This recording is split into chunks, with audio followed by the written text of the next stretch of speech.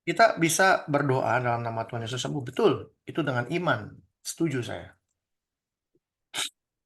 Tapi jangan sampai kita mengabaikan apa yang namanya eh, hidup sehat. Betul Bu, ya? Betul, betul. Kita iman, saya pasti sembuh, tapi makannya kambing, makannya yang Jangan dong, nggak ya boleh Pak. ada yang Serem begitu, itu. ada yang begitu, Itu ada namanya apa ya? gitu loh, ngiyel. Nggak mau pantangnya kapan mau sembuh, nggak Nah, boleh. ya, banyak orang mau sembuh, berdoa, yakin, tapi nggak pantang makan, nggak pernah periksa ke Nggak dokter. taat peraturan, jangan dong. Nah, itu sama juga bohong ya kan? Iya, jangan. Jadi ya, kita kalau sudah beriman harus kita lengkapi dengan perbuatan kita. Perbuatan Betul, apa gitu. Jadi jangan jangan sembarangan hidup. nggak boleh. Iya. Jadi itu salah satu kunci iman kita. Saya yakin kalau ibu sudah yakin begitu, lalu ibu memantangkan segala macam yang Tuhan tidak izinkan, saya rasa mujizat akan terjadi dalam hidup kita. Amin. Iya, iya. Mujizat akan terjadi karena perbuatan kita, perbuatan Betul. perbuatan iman. Saya mau sembuh. Lalu kita melakukan sesuatu, yaitu makan diatur. Kalau dokter suruh minum obat, kita minum obat. Kita periksa periksa terus, kita check up terus gitu, rutin dengan hal-hal yang sehat, olahraga, jalan kaki dan sebagainya. Kesembuhan itu nyata loh, Bu. Karena apa? Karena iman kita kepada Tuhan, Tuhan bilang harus begini, kita ikutin. Jadilah menurut imanmu. Betul. Itu kata Tuhan loh, bukan kata saya loh. Ya kan?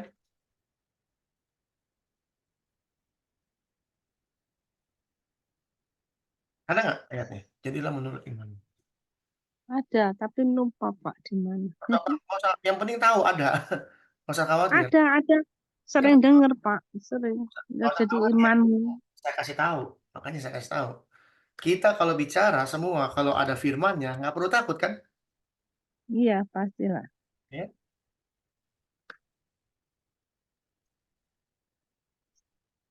Kan? Orang lumpuh disembuhkan judulnya.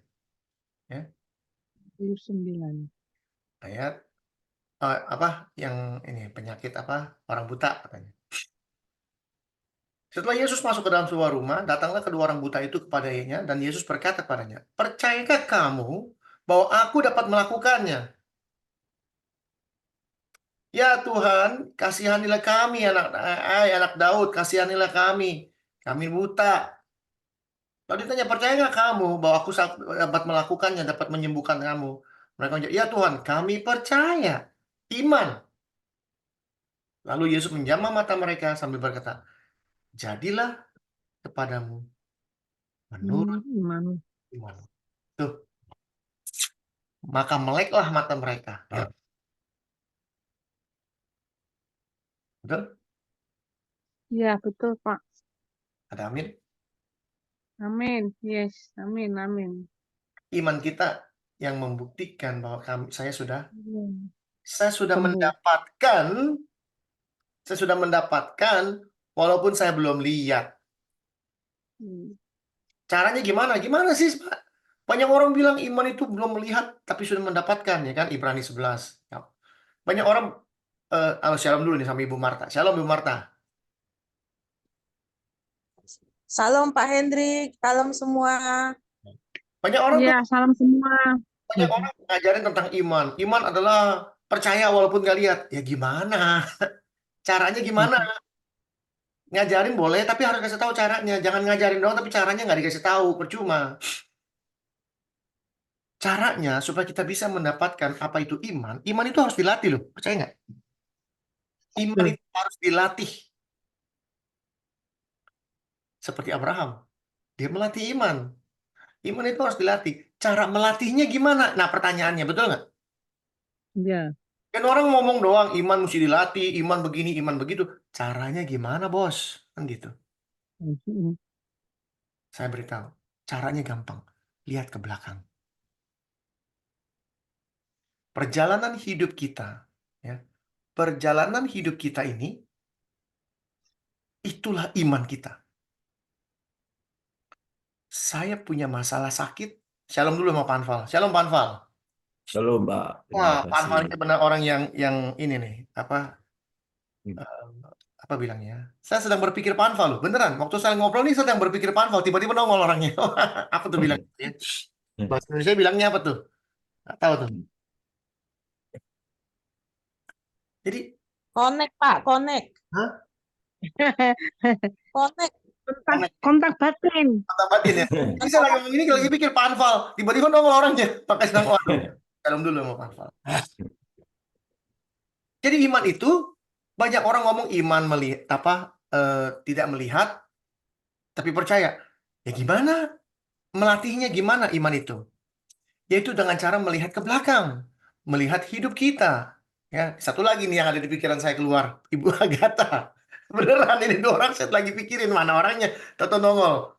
Nah ini sekarang Ibu Agatha keluar. Shalom dulu. Ya, Guten, Ya, Guten, ya.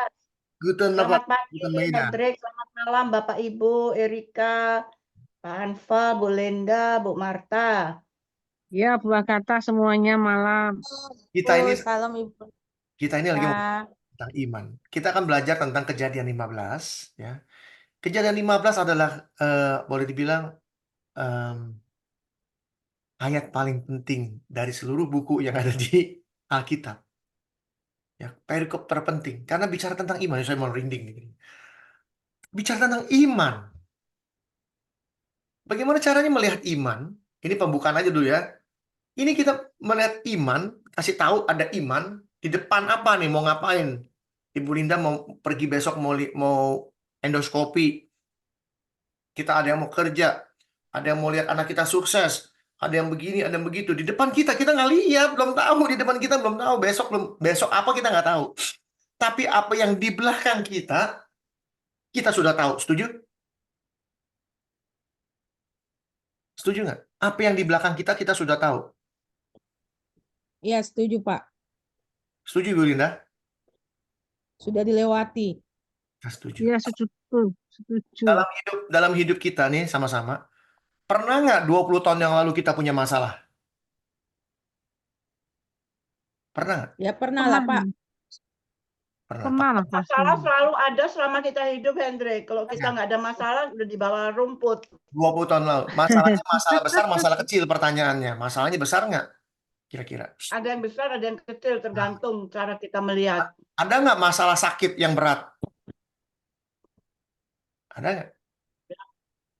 Ada nggak masalah keuangan? Ada. Seperti saya. Ya, saya ini punya masalah keuangan dulu.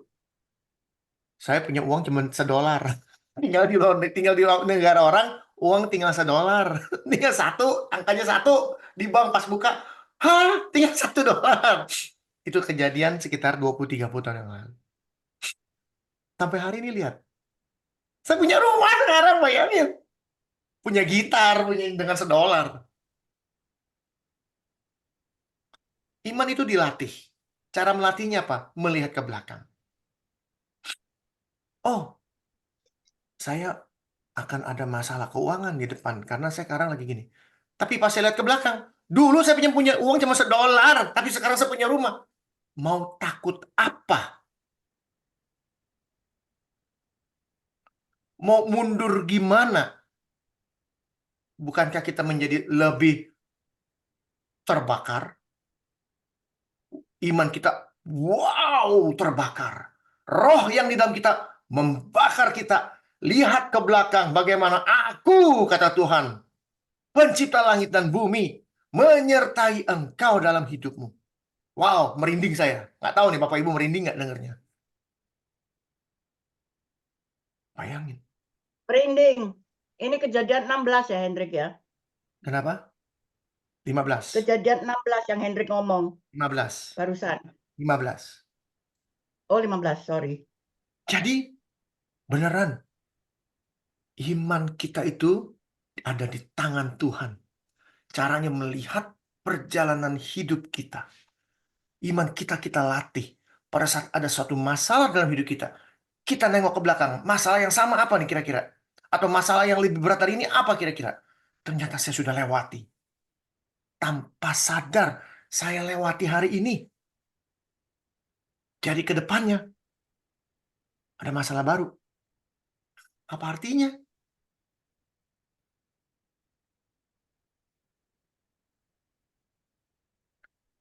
Saya bulan Februari kemarin, saya pulang ke Indonesia. Saya beli tiket 1 tahun sebelum saya pulang. Dan saya beli tiket setahun sebelum pulang. Tanpa surat yang jelas yang ada di Amerika ini. Istilahnya, kalau surat-surat saya ditolak oleh pemerintah Amerika, nggak jadi pulang. Kalau di-approve, saya bisa pulang. Tanpa surat, saya beli tiket. Kenapa? Iman saya seperti dibakar, pakai kompor. Wah, beli. Saya beli. Saya yakin, saya beli tiket, saya bisa pulang. Tanpa surat yang jelas. Keyakinannya itu benar-benar iman itu timbul pada saat saya melihat ke belakang bagaimana Tuhan berjalan 14 tahun dalam hidup saya di Amerika ini. Dan iman itu timbul memberitahu saya, kerjakan. Harus ada perbuatan untuk membuktikan iman itu. Saya beli. Dan iman pembuktian itu terjadi setahun kemudian saya ada di Indonesia. Bayangin. Tanpa status yang jelas. Demikian pula dalam hidup kita. Apakah ada penyakit? Semua orang punya penyakit. Apapun penyakitnya. Kenapa? Karena tubuh ini ada di bawah kuasa. Kuasa apa? Anda tahu? Roma 6 ayat 23. Kuasa iblis, Roma 6 ayat 23. Upah dosa ialah maut. Maut. kita punya kuasa maut. Mau gimana pun, mau sesehat apapun, mau ke dokter, kalau bisa setiap hari ke dokter, maut itu berkuasa atas tubuh ini. Jadi kalau ada penyakit masuk ke dalam, apapun itu penyakitnya, iman kita berkata apa? Hai maut, di mana sengatmu? Sengatmu. Penatmu. You bisa menghancurkan tubuh ini. Tapi takutlah kepada Dia yang bisa menghancurkan tubuh dan Hancurkan tubuh dan jiwa dan roh. Jiwa. Jiwa. roh. Tubuh dan jiwa. Betul. Roh milik Tuhan. Maut atau si iblis hanya bisa merusak tubuh ini. Tapi dia lupa tubuh ini pula yang dirusak dia, yang akan diperbaiki kembali oleh Tuhan pada saat dia datang kedua kali. Dan kita akan menerima tubuh yang sempurna, tubuh yang tidak bisa digerogotin dengan penyakit, tubuh yang tidak bisa digerogotin dengan kematian. Tadi pertanyaannya Pak Hendrik apa Pak mengenai tubuh Pak? Bisa diulang lagi Pak? Maksudnya gimana Pak? Tubuh yang mana? Pertanyaan mengenai tubuh itu. Lalu jawabannya di Roma 6 ayat 23. Oke. Jadi tubuh ini di bawah kuasa apa? Ah, ya. Kuasa maut. Betul? Ya, Di sini siapa yang berani ngomong saya nggak bisa mati? Nggak ada. Bahkan ada orang yang bilangnya tahan apa kebal ya, kebal ditembak. Ada nggak zaman dulu orang wah kebal ditembak nggak mati? Ada tuh siapa tuh namanya tuh? Iya. Terkenal. Sampai sekarang masih banyak Pak. Ya Banyak penjahat. juga. Tapi lucu, bisa mati juga. iya betul. Matinya gimana? Lucu. Ada caranya. Kata orang-orang kampung dulu nih, dulu kan saya gede di kampung. Katanya pakai apa? Sebelum ditembak, pelurunya diolesin pakai daun kelor. Taruh, tembak mati orangnya.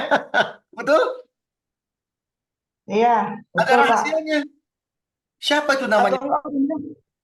Apa pakai minyak babi juga katanya Pak. Minyak babi. Apa aja pokoknya setiap ilmu gitu-gituan ada apa namanya ya? Ada kayak penangkalnya gitu loh. Iya betul. Ditembak nggak mati. Oh, ternyata dia pakai ilmu. Polisi semua tahu. Ambil daun kelor. Olesin daun kelor. Dor, mati orangnya. Kan lucu. Artinya apa? Tidak ada satu orang berkuasa atas tubuhnya sendiri. Tidak ada. Ya. Jadi iman ini harus dilatih.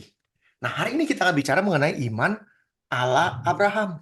Banyak orang bilang, "Oh, Abraham bapak orang beriman." Ya, bapak orang beriman. Oke, jujur, saya tanya. Siapa yang nggak pernah dengar Abraham bapak orang beriman? Semua pernah dengar, betul? Iya, betul. Pertanyaannya, kalau kita memikirkan bapak orang beriman, artinya apa? Iman dia lebih tinggi daripada orang lain, betul? Iya, betul. Betul. Padahal arti bapak orang beriman bukan imannya lebih tinggi dari orang lain. Itu yang bikin ngaco. Dulu saya berpikir begitu. Wih, kita harus punya iman seperti Abraham karena dia punya iman tuh paling tinggi. Bapak orang beriman. Iya, betul. Salah. Siapa bapak proklamasi kita? Soekarno-Hatta. Soekarno-Hatta. Itu bapak proklamasi. Kenapa disebut bapak proklamasi? Ya, karena dia yang memproklamasikan kemerdekaan Yang Indonesia. memproklamasikan. Orang lain bisa nggak memproklamasikan kemerdekaan? Bisa. Bisa aja. Apa gara-gara dia nggak ada orang lain di atas dia? Atau nggak ada orang lain yang bisa memproklamasikan? Bisa. Dia disebut bapak proklamasi karena dia yang memproklamasikan. Betul? Iya, betul. Bukan berarti nggak ada orang lain nggak bisa. Bisa. Contohnya misalnya nih, Abraham Lincoln atau George Washington, dia bapak orang Amerika. Bapak proklamasinya orang Amerika ya George Washington. Ada orang lain di luar sana. Betul? Itu Iya. bukan paling tinggi, bukan paling hebat. Bapak orang iman artinya orang yang pertama kali dinyatakan beriman kepada Tuhan. Tuhan. Kita bisa beriman karena kita bukan karena Abraham, tapi karena kita tahu, percaya ada Dia pencipta langit dan bumi. Yang dikabarkan melalui Kristus kepada rasulnya, para muridnya. Sampai detik ini kita bisa mendengar siapa Dia. Dimulai dari Abraham. Ya, dimulai dari Abraham. Oke, kita lihat. Jadi apapun yang terjadi dalam hidup kita, ya, besok biarlah kesusahan hari ini, apa bilangnya? Biarlah hari ini, besok ada lagi waktunya. Kira-kira begitu. Itu kita bicara kalau soal khawatir. Kesusahan hari Karena ini. buku Cukup hari khawatir. ini. Hah? Cukup hari ini. Ya, Kesusahan hari ini. Cukup hari ini. ya. Soal khawatir ada di Matius 6. Soal khawatir. Ya. Ya. Hah? Nih, soal khawatir. Soal khawatir cuman ada di sini. Ya, kita lihat. Ya. Sebab itu janganlah kamu khawatir akan hari besok. Kamu khawatir apa lagi? Karena hari besok punya kesusahan sendiri. Kesusahan hari ini cukup untuk sehari. Nggak perlu dipikirin sampai besok. Aduh, saya hari ini nggak punya uang. Besok gimana? Jangan pikirin hari ini udah selesai. Besok, aduh saya masih tetap nggak punya uang. Ya nggak apa-apa. Itu termasuk, itu cuma hari ini. Kenapa Tuhan bicara itu? Karena kita mencari kerajaan dahulu dan kebenarannya. Maka semuanya akan ditambahkan kepadamu. Kalau kita sudah mencari kebenaran ini, kita mengerti siapa Dia. Percaya nggak percaya ini kayak mantra loh. Kalau saya bilang kayak mantra beneran. Kalau orang belajar ilmu nih, ini kayak orang mantra. Kalau saya cari kebenaran ini, saya cari siapa Dia, pemilik langit dan bumi, saya minta pasti dikasih. Yang penting saya sembah dia. Sama nggak sama orang-orang dunia yang mau kaya? Dia pergi kemana? Pergi ke kuburan, pergi ke orang pinter, pergi ke sana, pergi ke kelenteng sana, atau tempat apa. Betul? Tujuannya apa? Mencari kaya, betul? Pada saat dia datang ke satu tempat, maksudnya tempat apa gitu, kayak pesugihan gitu. Dia bawa persembahan. Lalu dia mulai semedi, sembahyang, cari tahu yang bisa ngasih saya kaya. Maka ketemu si setan. Setan cuma bilang gini, kamu mau apa? Saya mau kaya besok. Tentu ada syarat. Kamu harus sembah saya sembah kamu. Pas dia sembah, dikasih. Maka dalam percobaan di padang gurun, kalau kamu sembah saya, semuanya saya kasih sama kamu. Betul? Yesus disuruh sembah kepada setan. Dunianya kan dikasih kepada Yesus. Yesus bilang, lu sinting. Ini kan yang punya gua. Kenapa lu kasih gua? Ini yang punya gua. Kamu harus menyembah Tuhan Allahmu. Jangan sembarangan. Jangan mencobai Tuhan Allahmu. Demikian pula kita. Kalau kita mencari pemilik langit dan bumi, pemilik pencipta langit dan bumi kita cari, kita ketemu, kita yakin, mencari kebenaran, ini dia Tuhannya yang bikin saya kaya. Ini dia Tuhan yang bikin saya sehat. Ini dia yang membuat anak saya bisa selamat. Ini dia yang bisa melindungi keluarga saya. Ini dia yang bisa mengatur seluruh jadwal kehidupan saya. Masa saya nggak berani sembah?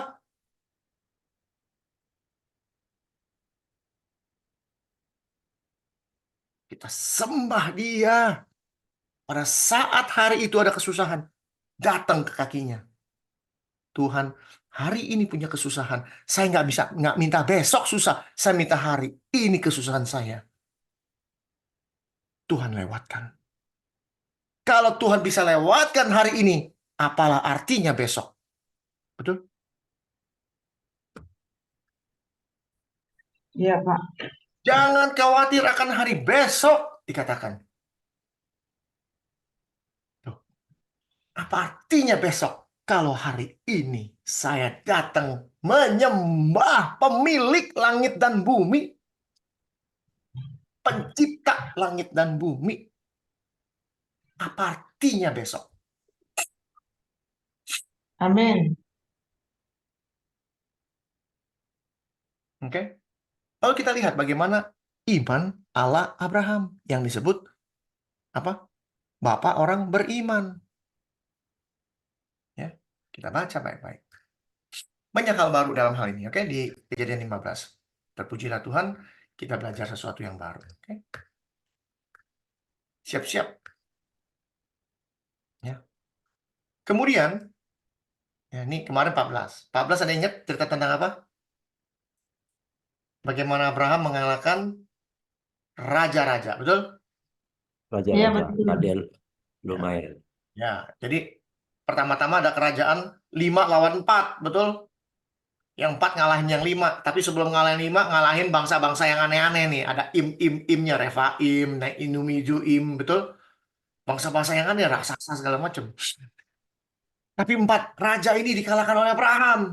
Dikalahkan oleh Abraham. Bisa dikalahkan oleh Abraham. Itu mau tanya, Abraham juga memang jago berperang, Pak, atau bagaimana tuh? Maksudnya memang dia punya keahlian pegang senjata atau gimana, Pak? Gampang-gampang aja. Anggap aja dia ahli perang. Anggap dia ahli perang. Dia bawa berapa orang? Masih ingat kemarin? Pak Anfal yang ngomong nih kemarin. 308, 318 orang. 18 ya. 318 orang dia bawa melawan 4 raja. 4 raja, 4 kerajaan dilawan. Berapa ribu? 300 lawan ribuan. Tapi apa yang terjadi? Sepertinya Abraham punya strategi sendiri, Pak ya. Dia menyerang di malam hari, Pak. Bukan itu. Mau menyerang gimana pun, dia bilang begini. Aku bersumpah demi Tuhan Allah langit, Allah yang Maha Tinggi pencipta langit dan bumi. Ini kalimatnya. Oh iya, iya. Tuhan, dia tahu Tuhan yang kirim, Tuhan yang kasih. Kenapa? Karena nih Melkisedek bilang, diberkatilah kiranya Abraham oleh Allah yang Maha Tinggi, pencipta langit dan bumi. Terpujilah Allah yang Maha Tinggi yang telah menyerahkan musuhmu ke tanganmu.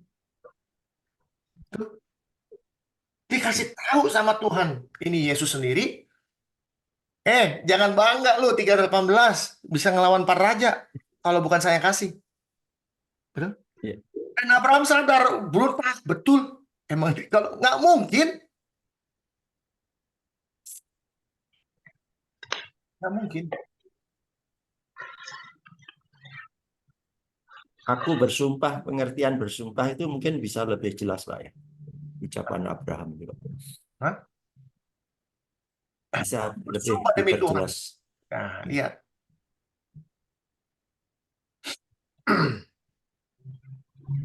Ini kenapa dia bersumpah demi Tuhan? Apakah itu sudah menunjukkan keimanan yang tinggi atau bagaimana? Hmm?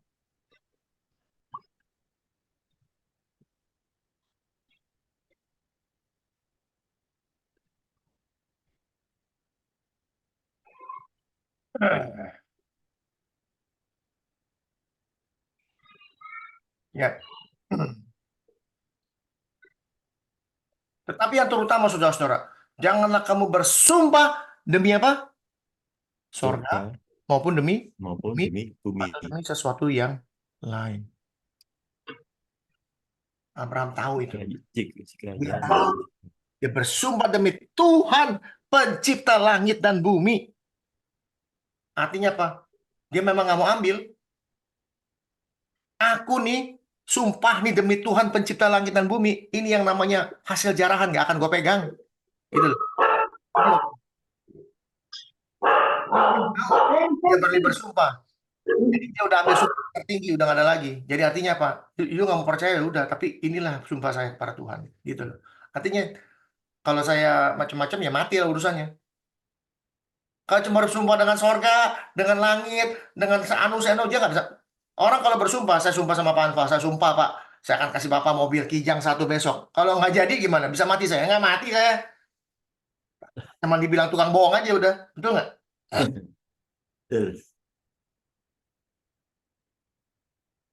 Kan gitu. Iya. Jadi ini bicara mengenai sumpahnya Abraham. Oke? Tapi kembali lagi, di sini kita tahu. Kemudian datanglah firman Tuhan kepada Abraham dalam satu penglihatan. Dalam bahasa Inggrisnya lebih keren. Ini deh kita pakai bahasa Inggris di sini aja deh. Biar gampang. Ya.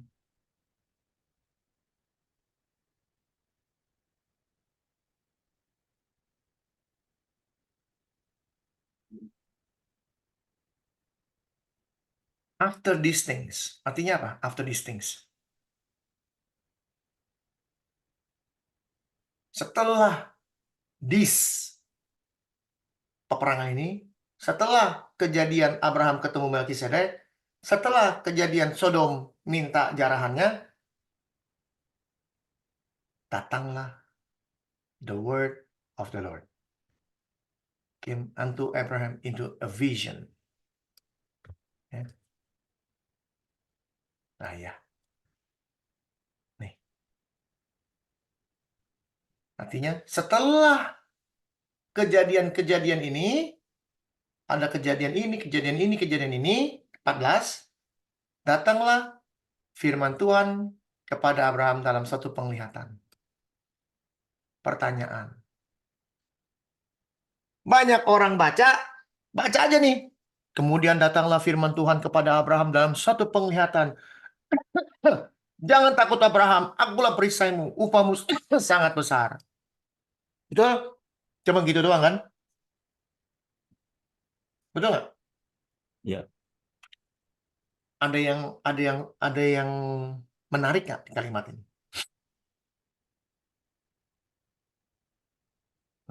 Ada yang menarik nggak? Janganlah takut. Hah? Oh, itu Pak, yang upahmu akan sangat besar. Ada yang ininya, ada yang menarik nggak dari kalimat ini? Dari semua. Akulah perisaimu. Nah, Oh, ini Pak, firman Tuhan. Datanglah firman Tuhan kepada Abraham dalam suatu penglihatan. Aneh, firman Tuhan dalam suatu penglihatan. tuh, firman Aneh gitu. Tuhan. Firman Tuhan dalam suatu penglihatan itu bagaimana tuh Pak? Mengininya coba. Nah, bagus. Firman Tuhan bisa datang kepada Abraham. Siapa firman Tuhan? Yesus berarti. Nah ini nih, Yesus. Kalau dari Yesus. mana Ya, Yesus Yesus. firman Tuhan? Ya kan apa? Aku adalah firman dan firman itu telah menjadi manusia kan? Yes. 100. Berarti Ibu belajar udah. Yohanes 1 ayat 1. Yes. Iya. Betul Bu Agatha, mantap. Yes. Namanya orang belajar itu baru benar. Ditanya jawabnya betul 100. Ya, kalau salah diampuni dong. Kita namanya murid, belajar. Namanya betul. Pada mulanya siapa? Adalah firman. Adalah firman. Tuh dikasih tahu. Si firman itu siapa? Firman itu jadi manusia. Jadi pada saat datanglah firman Tuhan kepada Abraham, yang datang siapa? Yesus. Yesus. Dan ini sudah dikasih tahu sama Yesus. Bukti. Ya. Bukti.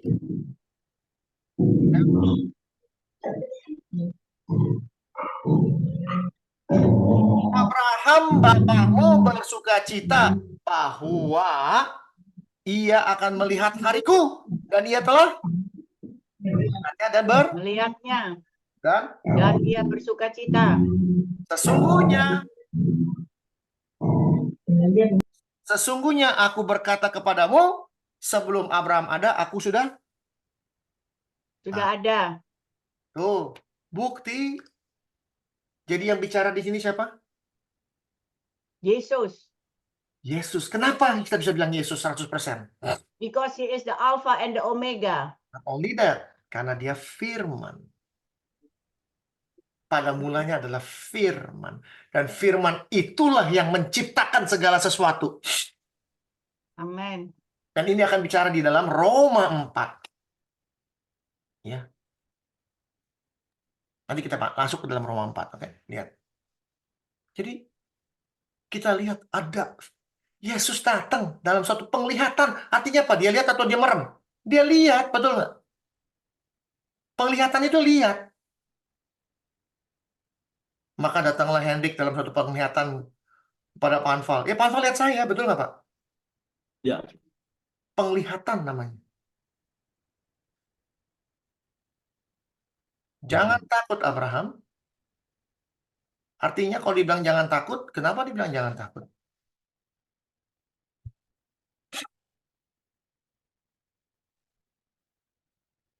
Kenapa jangan takut?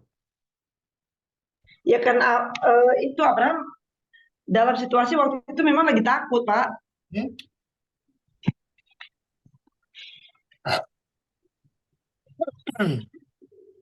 Hah?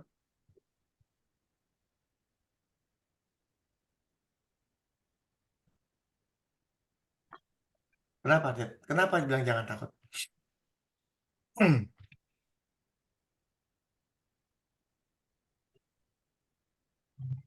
Ya sebab ya dia pikir ya dia tidak akan punya ahli waris gitu. Bukan. Kalau menurut saya bukan ya, Hendrik. Kan, apalagi? Seperti Tuhan, malaikat datang kepada Maria, janganlah takut. Kenapa? Jadi itu untuk meyakinkan bahwa itu dari Tuhan gitu. Kita lihat. Trademark, bukan Hendrik. Trademarknya Tuhan selamanya. Kita lihat nih, Lukas. Sementara mereka berdiri termangu-manggu karena hal itu, tiba-tiba dua orang berdiri dekat mereka memakai apa? Pakaian Pakai berkilau-kilau.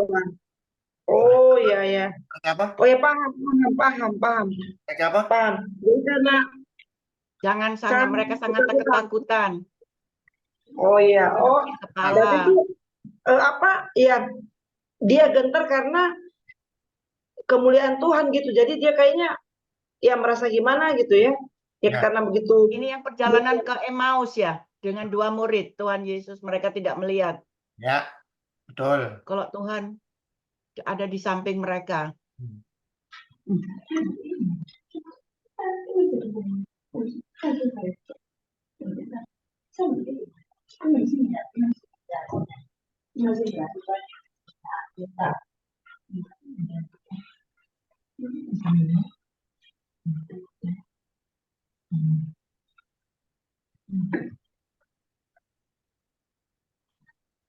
Ya.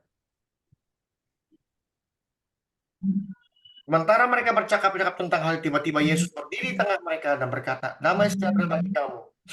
Mereka terkejut dan menyangka bahwa mereka melihat apa? Hantu. Hantu. Mengapa kamu terkejut? Damai sejahtera bagi kamu. Jangan khawatir, jangan takut. Karena Tuhan sudah memakai pakaian kemuliaan. Tubuh kemuliaan. Manusia, kalau lihat sesuatu yang terang, manusianya itu terang. Takut kita, apaan ini? Betul? Betul? Betul. Di sini Kristus dalam kondisi sebagai Tuhan. Ini dia sebagai Tuhan. Kondisi dia di sini sebagai Tuhan. Pada saat dia lahir sebagai manusia, dia sebagai manusia. Titik manusia. Dia yang adalah Tuhan menyangkal dirinya sebagai Tuhan, dia menganggap dirinya sebagai manusia. Tuh, di situ. Jadi di sini dia Tuhan. Dia ini Tuhan. Dia ini Tuhan. Maka dia bilang, jangan takut, Abraham. Akulah perisaimu, upamu akan sangat besar. Kenapa dikatakan akulah perisaimu? Tadi Pak Anfa bilang, perisai. Kenapa disebut aku perisaimu? Saya ambil kopi. Melindungi. Oh, ambil kopi.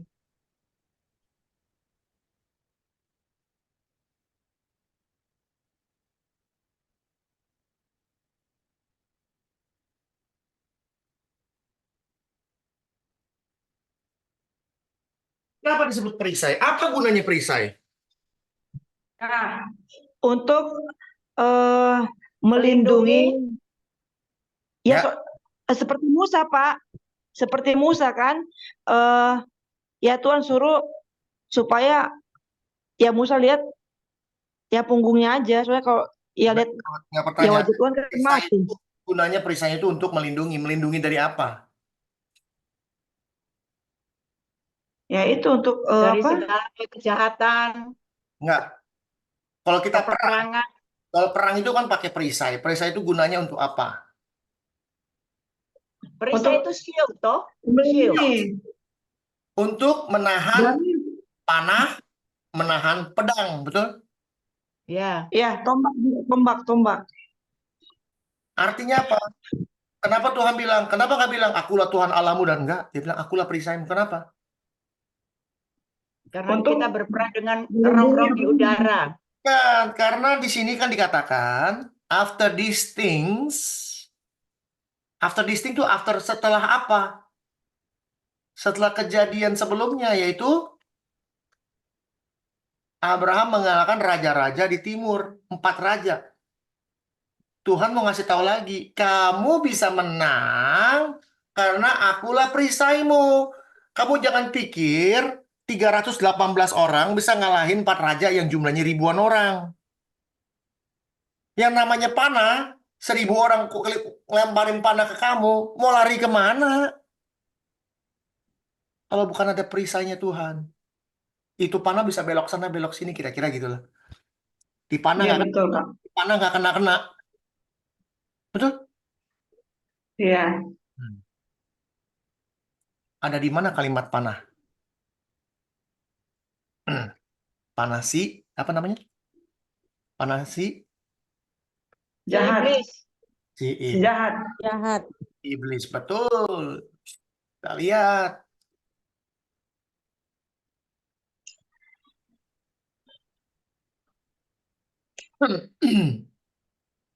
Oh, Perlengkapan ya, yang rohani. perlengkapan rohani. Ya. Ya, ya. Ya. Cincin itu kan, yang cincinnya si Hah? cincin yang dipakai itu loh. Ini cincin, ini cincin. Ini cincinnya. Ya.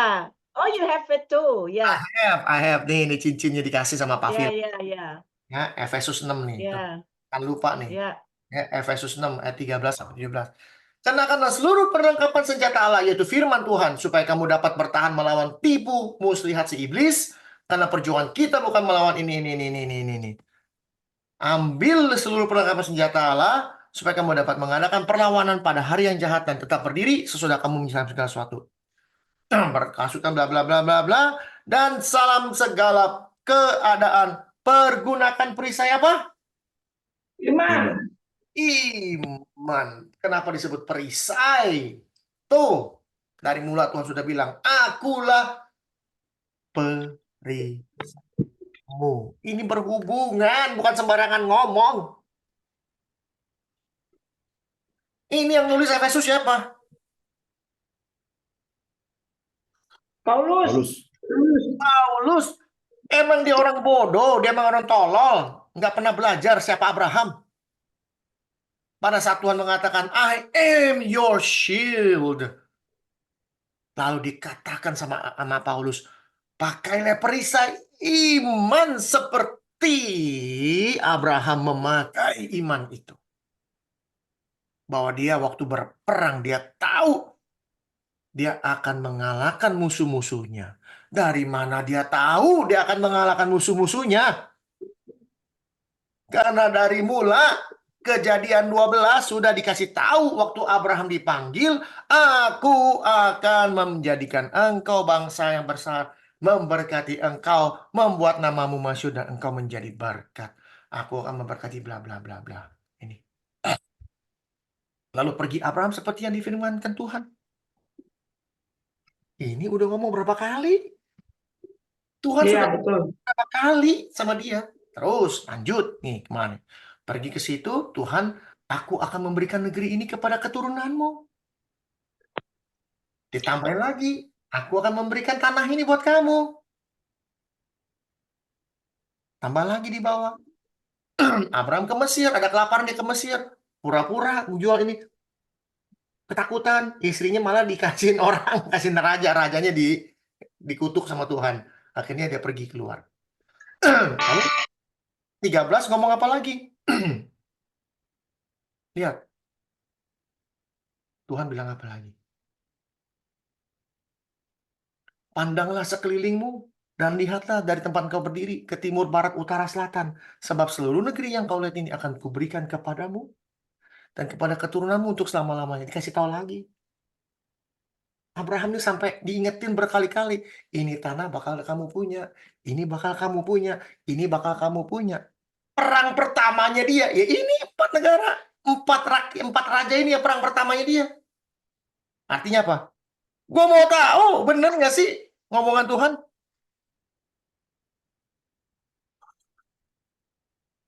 Betul? Iman itu kalau tanpa perbuatan, tadi Ibu Linda bilang apa? Iman tanpa perbuatan adalah apa? Mati. Mati. Mati. Jadi pada saat dia dengar Lot ditangkap, kesempatan. Gue mau sikat perang nih. Kenapa? Negeri ini anyway buat gue. Gimana caranya buat saya?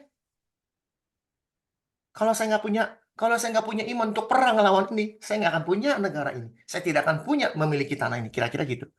Dia perang ya, kumpulnya cuma 318 orang doang. Lawan 4 raja. Akulah perisai.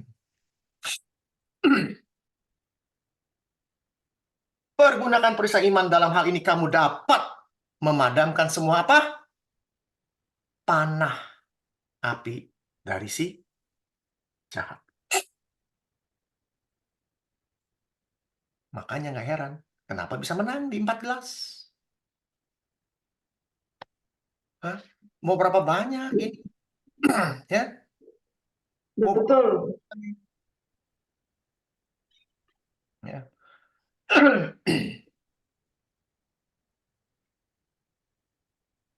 Ini empat negara lawan 5 negara, 4 negara bisa ngelawan 5 negara, lalu 4 negara dengan emang banyak sekali orangnya, panahnya begitu banyak, api panahnya terlalu banyak, tapi kok bisa menang? Kan bingung, nggak ada angin, nggak ada hujan bisa menang. Abraham kembali dari mengalahkan raja yang bersama dengan mereka, keluar Raja Sodom menyongsong. Nah ini. Jadi ini baru 1 ayat loh, ini belum habis. Panjang ini, makanya seru sekali baca beginian. Kenapa? Buat saya ini penting. Ya, jadi kita ngerti kenapa akulah perisaimu. Karena Efesus mengatakan pakailah perisai iman, dan perisai itu dikasih tahu sama Tuhan.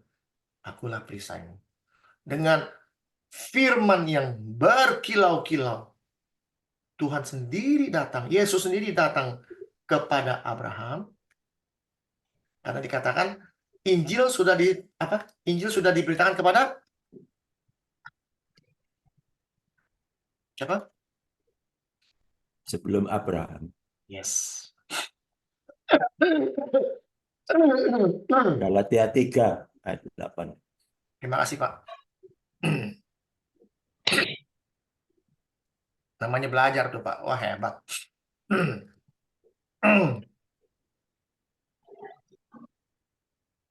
Ya. Kitab suci yang sebelumnya mengetahui bahwa Allah membenarkan orang-orang yang bukan Yahudi karena iman, telah terlebih dahulu memberitakan Injil kepada Abraham. Amin. Ada yang bilang Injil itu perjanjian baru, perjanjian lama. Baru. Perjanjian baru, ternyata Injil diberitakan kepada Abraham. Jadi Injil itu ada di perjanjian lama, di perjanjian baru. Dua-duanya. Lama dan baru. Dua-duanya, Pak. Perjanjian baru, kenapa disebut perjanjian baru? Orang, makanya doktrin itu bikin bingung. Injil disebut perjanjian baru karena murid-muridnya Yesus dan para rasul mengikuti contoh Kristus. Mereka mengajarkan apa yang Kristus ajarkan. Tapi Injil yang diberitakan kepada Abraham, Kristus sendiri yang beritakan kepada Abraham tentang siapa dia. Tuh, supaya kita jadi ngerti. Betul? Siapa lagi yang beritakan Injil kepada Abraham tentang dia? Kalau bukan dia sendiri. Matius, Markus, Lukas, Yohanes, dan sebagainya belum pernah hidup. Paulus juga nanti 2000 tahun yang akan datang baru keluar. Oleh bangsa akan diberkati. Nah, ini. Oke. Upahmu akan sangat besar. Wow, ini bicara upah. Tapi dalam bahasa Inggris lebih seru ya. Bahasa Inggris dikatakan, and thy exceeding great reward. Ya, kamu akan mendapatkan exceeding. Exceeding itu udah, wah, apa reward itu apa ya? Ya upah ya. Hadiah. Hadiah. Hadiah yang tak Penghargaan. apa? Penghargaan. Penghargaan yang Reward. tak terkira. Penghargaan yang tak terkira banyaknya. Great reward. Tapi ada terjemahan lain, misalnya NIV, misalnya NIV. NIV bagus sekali ininya. Coba kita lihat NIV ya. New English Version. Dikatakan? Oh, bukan. Oh, bukan NIV berarti. Ada yang bilang begini, I am your shield and I am your reward. Ya, ada yang mengatakan itu. Ya. Luar biasa. I am your reward. Artinya apa? Dalam bahasa Indonesia, akulah perisaimu dan akulah hadiahmu. Upahmu sangat besar, akulah hadiahmu. Itu. Aku akan memberikan kamu hadiah terbesar. Ada terjemahan mengatakan, akulah perisaimu dan akulah hadiahmu. Ini bicara akulah hadiahmu itu apa? Keturunanmu, betul? Janji itu bukan kepada keturunan-keturunan, tapi pada keturunan. Ingat? Betul?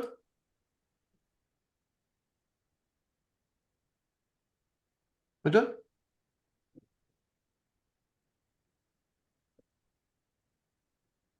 Betul nggak? Hah?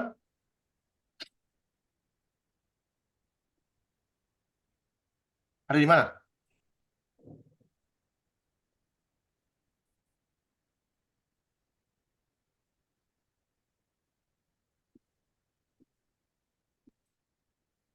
Ya.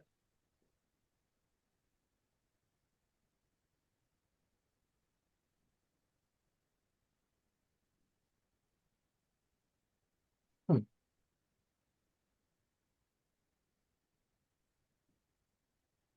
Gimana ya?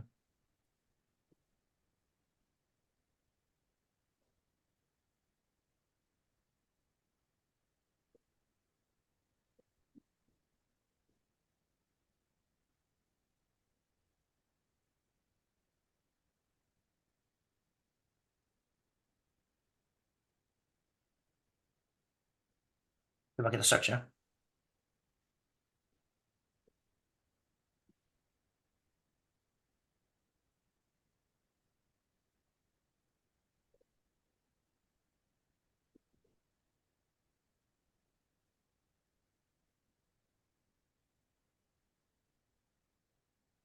Oh, nggak ada.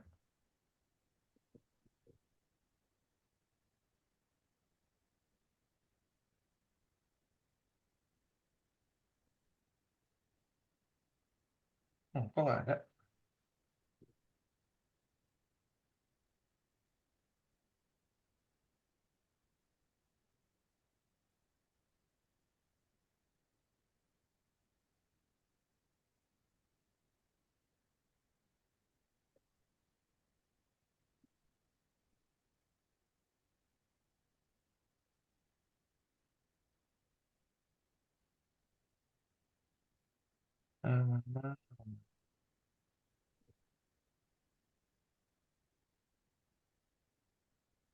Ada di mana ya? Bisa ada yang bantu saya?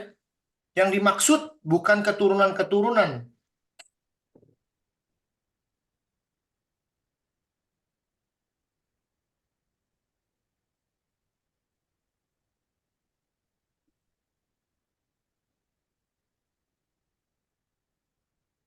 Oh, Galatia. Sorry. Mana?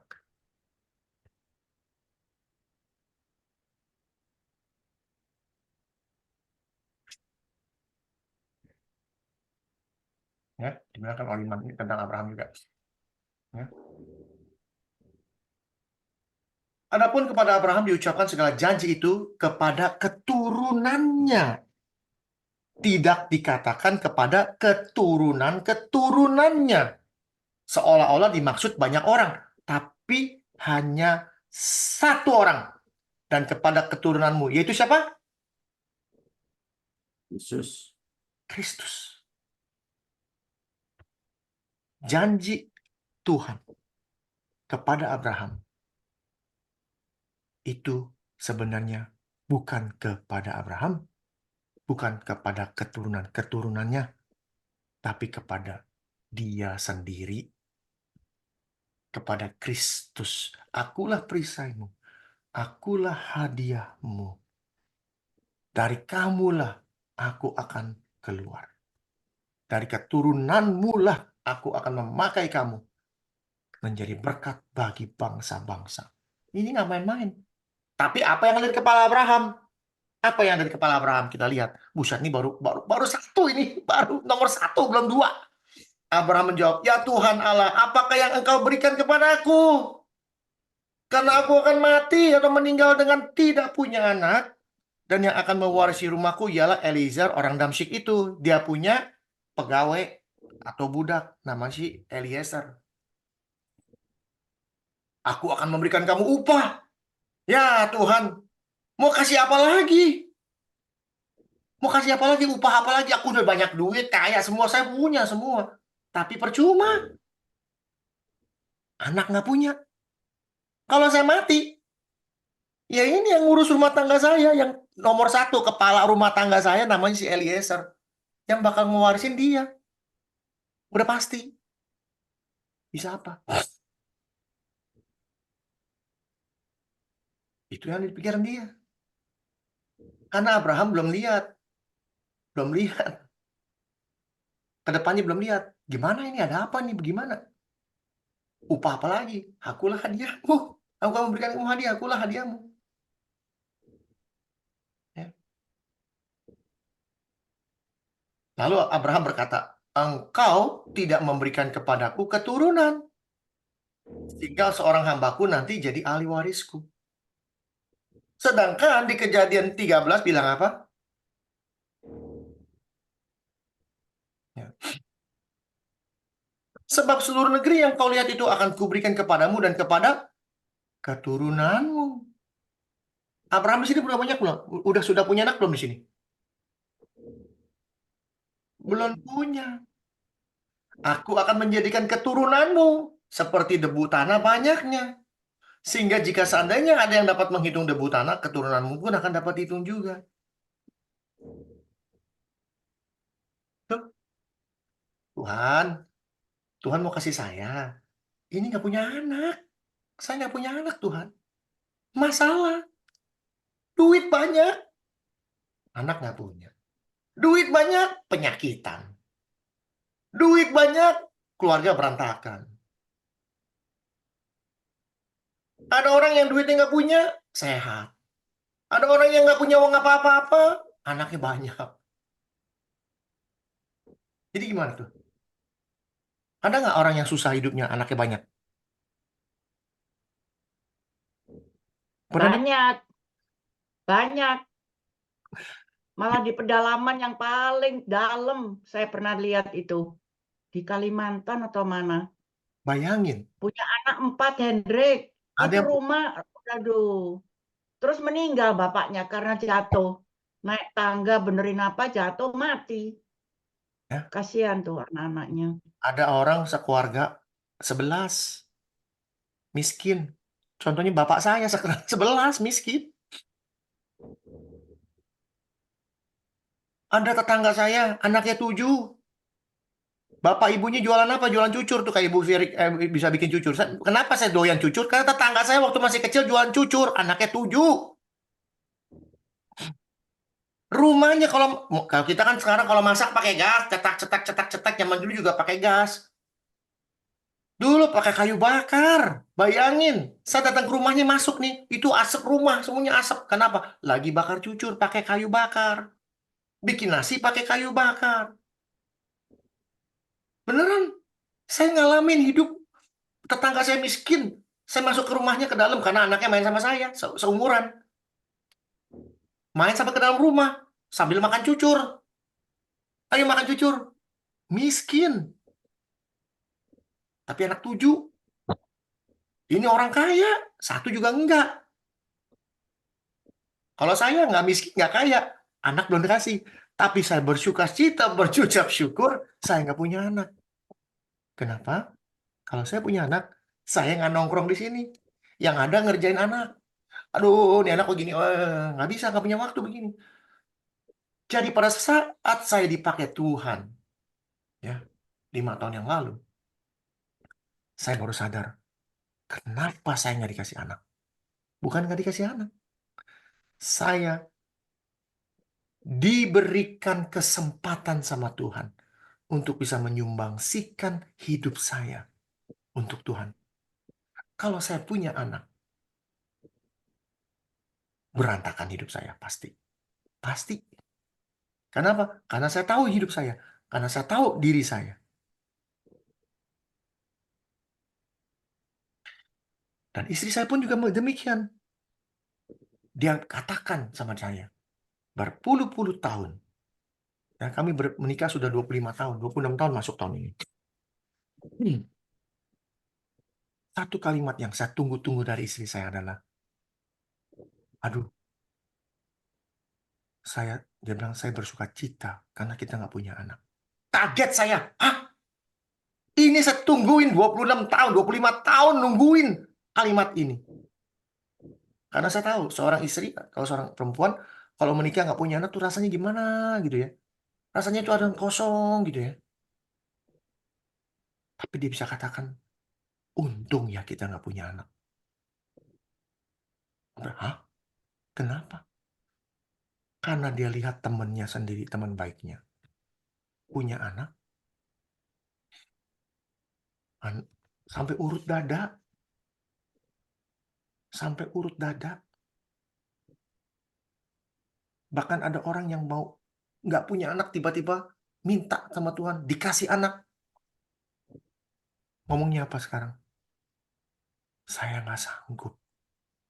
Bayangin, minta anak, menggebu-gebu sama Tuhan, minta anak, dikasih sama Tuhan. Sekarang ngomongnya, saya nggak sanggup, saya serahkan kepada Tuhan saja.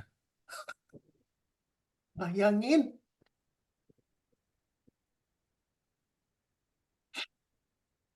Jadi bersukacitalah, bersyukurlah dengan apa yang Tuhan berikan pada kita hari ini. Ya.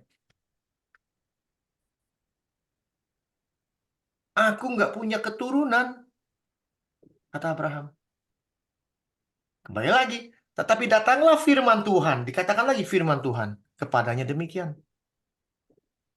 Orang ini alias si hambanya ini atau budaknya tidak akan menjadi ahli warismu.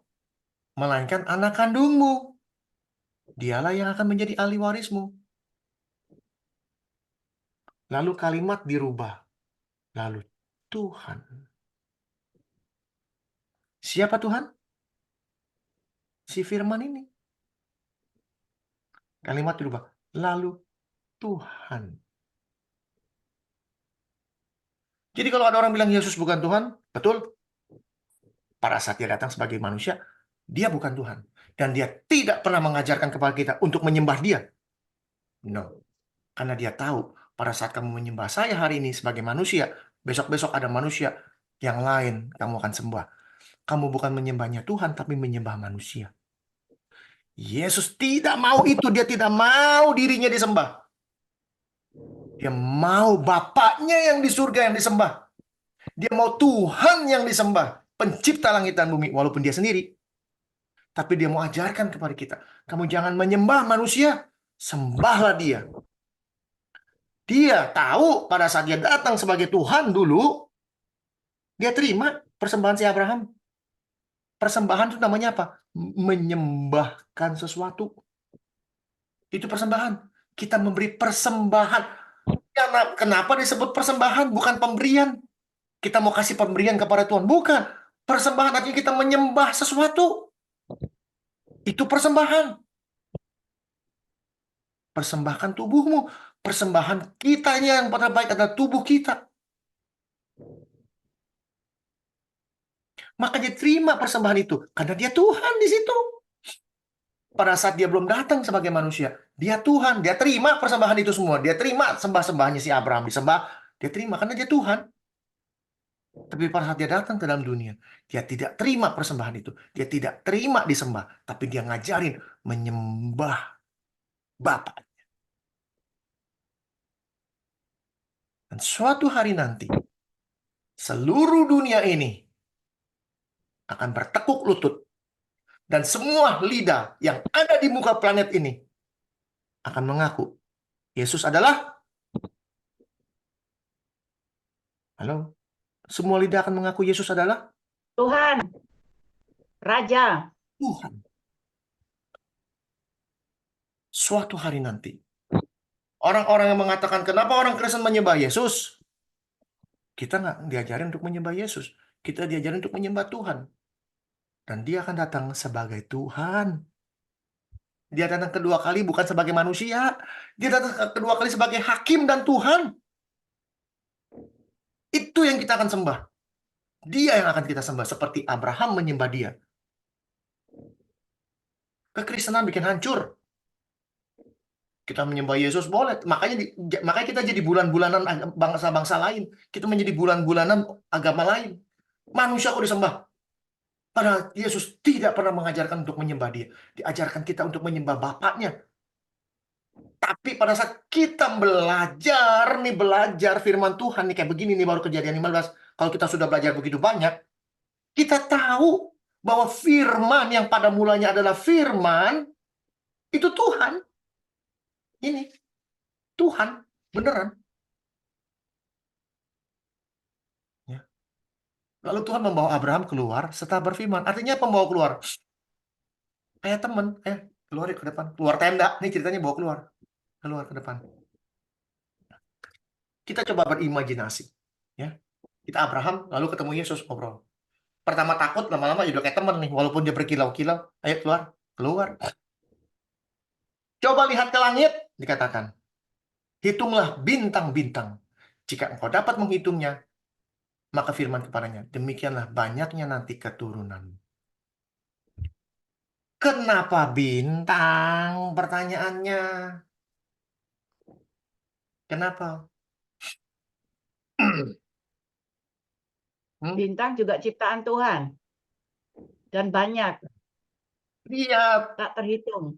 bukan semua apa yang dikatakan Tuhan dari awal sampai akhir. Akulah Alfa dan Omega Omega. Ada ayatnya. and the Akulah beginning awal dan yang and the end. Ian. Lalu dikatakan, akulah siapa? Akulah siapa? Yesus, Kalau mengutus malaikatku memberi kesaksian tentang semua jemaat kepada aku adalah tunas ketuaan daun. Apa dikatakan? bintang timur, Yang gilong gemilong. siapa dia? Yesus, Yesus dikatakan, coba lihat ke langit. Lihat bintang-bintang itu. Akulah bintangnya. Bintang timur, keturunan Daud, keturunanmu. Akulah upahmu, akulah hadiahmu. Ini udah jelas bahasanya. Mau diapain lagi? Akulah Alfa dan Omega, yang pertama dan yang terkemudian, yang awal dan yang akhir. Ada yang tahu maksudnya apa? He is God.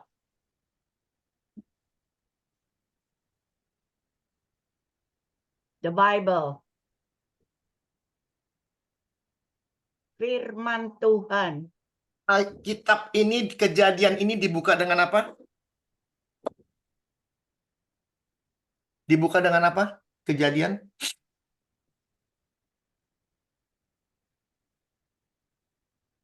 Pada mulanya Siapa? Allah. Pada mulanya Allah. Ada yang tahu artinya pada mulanya Allah? Ya, karena dia yang permulaan. Alfa, bukan? Permulaan itu artinya apa? Sebelum segala sesuatu dimulai. Suatu terjadi. Sebelum ada sesuatu. Jadi dia ada di belakang segala sesuatu. Dia ada di belakang yang namanya permulaan. Permulaan itu belum pernah ada, tapi Tuhan sudah ada. Bayangin, permulaan itu belum pernah ada, tapi dia sudah ada. Jadi pada saat dia memulai yang awal, kalau ngomong awal berarti ada sesuatu yang ada. Jadi dia menciptakan sesuatu dulu, permulaan. Waktu. 0.0.0.0.0. Tanggal 0, bulan 0, tahun 0. Yang awal. Buku Kejadian dimulai pada mulanya Tuhan. Dan buku Wahyu ditutup oleh siapa? Buku Wahyu ditutup oleh siapa? Tuhan juga. Inilah Wahyu Yesus Kristus.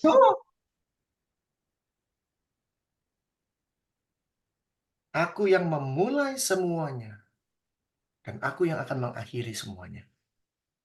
Akulah yang awal dan yang akhir.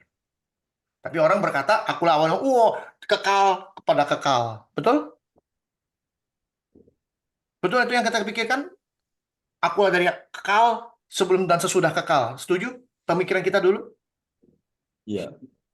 Sekarang kita belajar, bukan itu saja, tapi dia memulai permulaan. Dan dia akan mengakhiri segala sesuatu. Akulah Alfa dan Omega. Bukan kata saya loh ini, kata Yesus loh. Ya, lihat. Yang pertama, yang kemudian.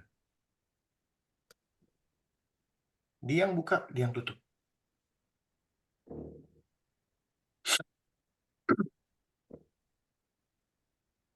Pada saat kita diciptakan ulang sama Tuhan, kita memakai tubuh yang baru, kita akan menjadi permulaan baru. Dengan tubuh yang baru, kekal. Kekal. Kita bukan makhluk kekal, tapi dimulai dengan kematian. Lalu kita dihidupkan kembali, permulaan baru. Dengan tubuh yang baru. Ini akan kekal. Tapi sebelum ada ini, ada Tuhan di balik ini semua. Yang memulai ini. Pada saat kita diciptakan yang baru, Dia yang akan terkemudian. Aku di dalam kamu, kamu di dalam aku, kita semua ada di dalam Bapa. Kita akan mengalami kekekalan. Karena Kristuslah yang memulai. Dia yang akan mengakhiri semuanya di dalam Dia sendiri.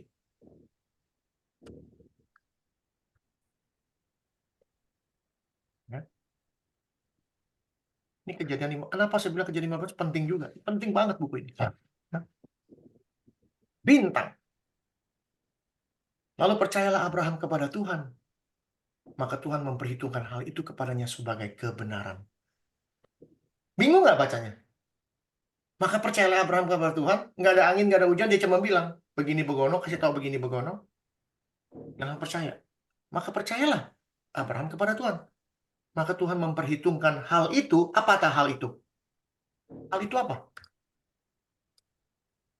Percayanya dia. Percaya mana? Percaya akan bahwa dia akan menjadi ahli waris, bahwa dia punya keturunan bintang-bintang, begini, akulah perisai, akulah, dia percaya. Dan itu diperhitungkan sebagai kebenaran. Dalam hal ini kebenaran apa?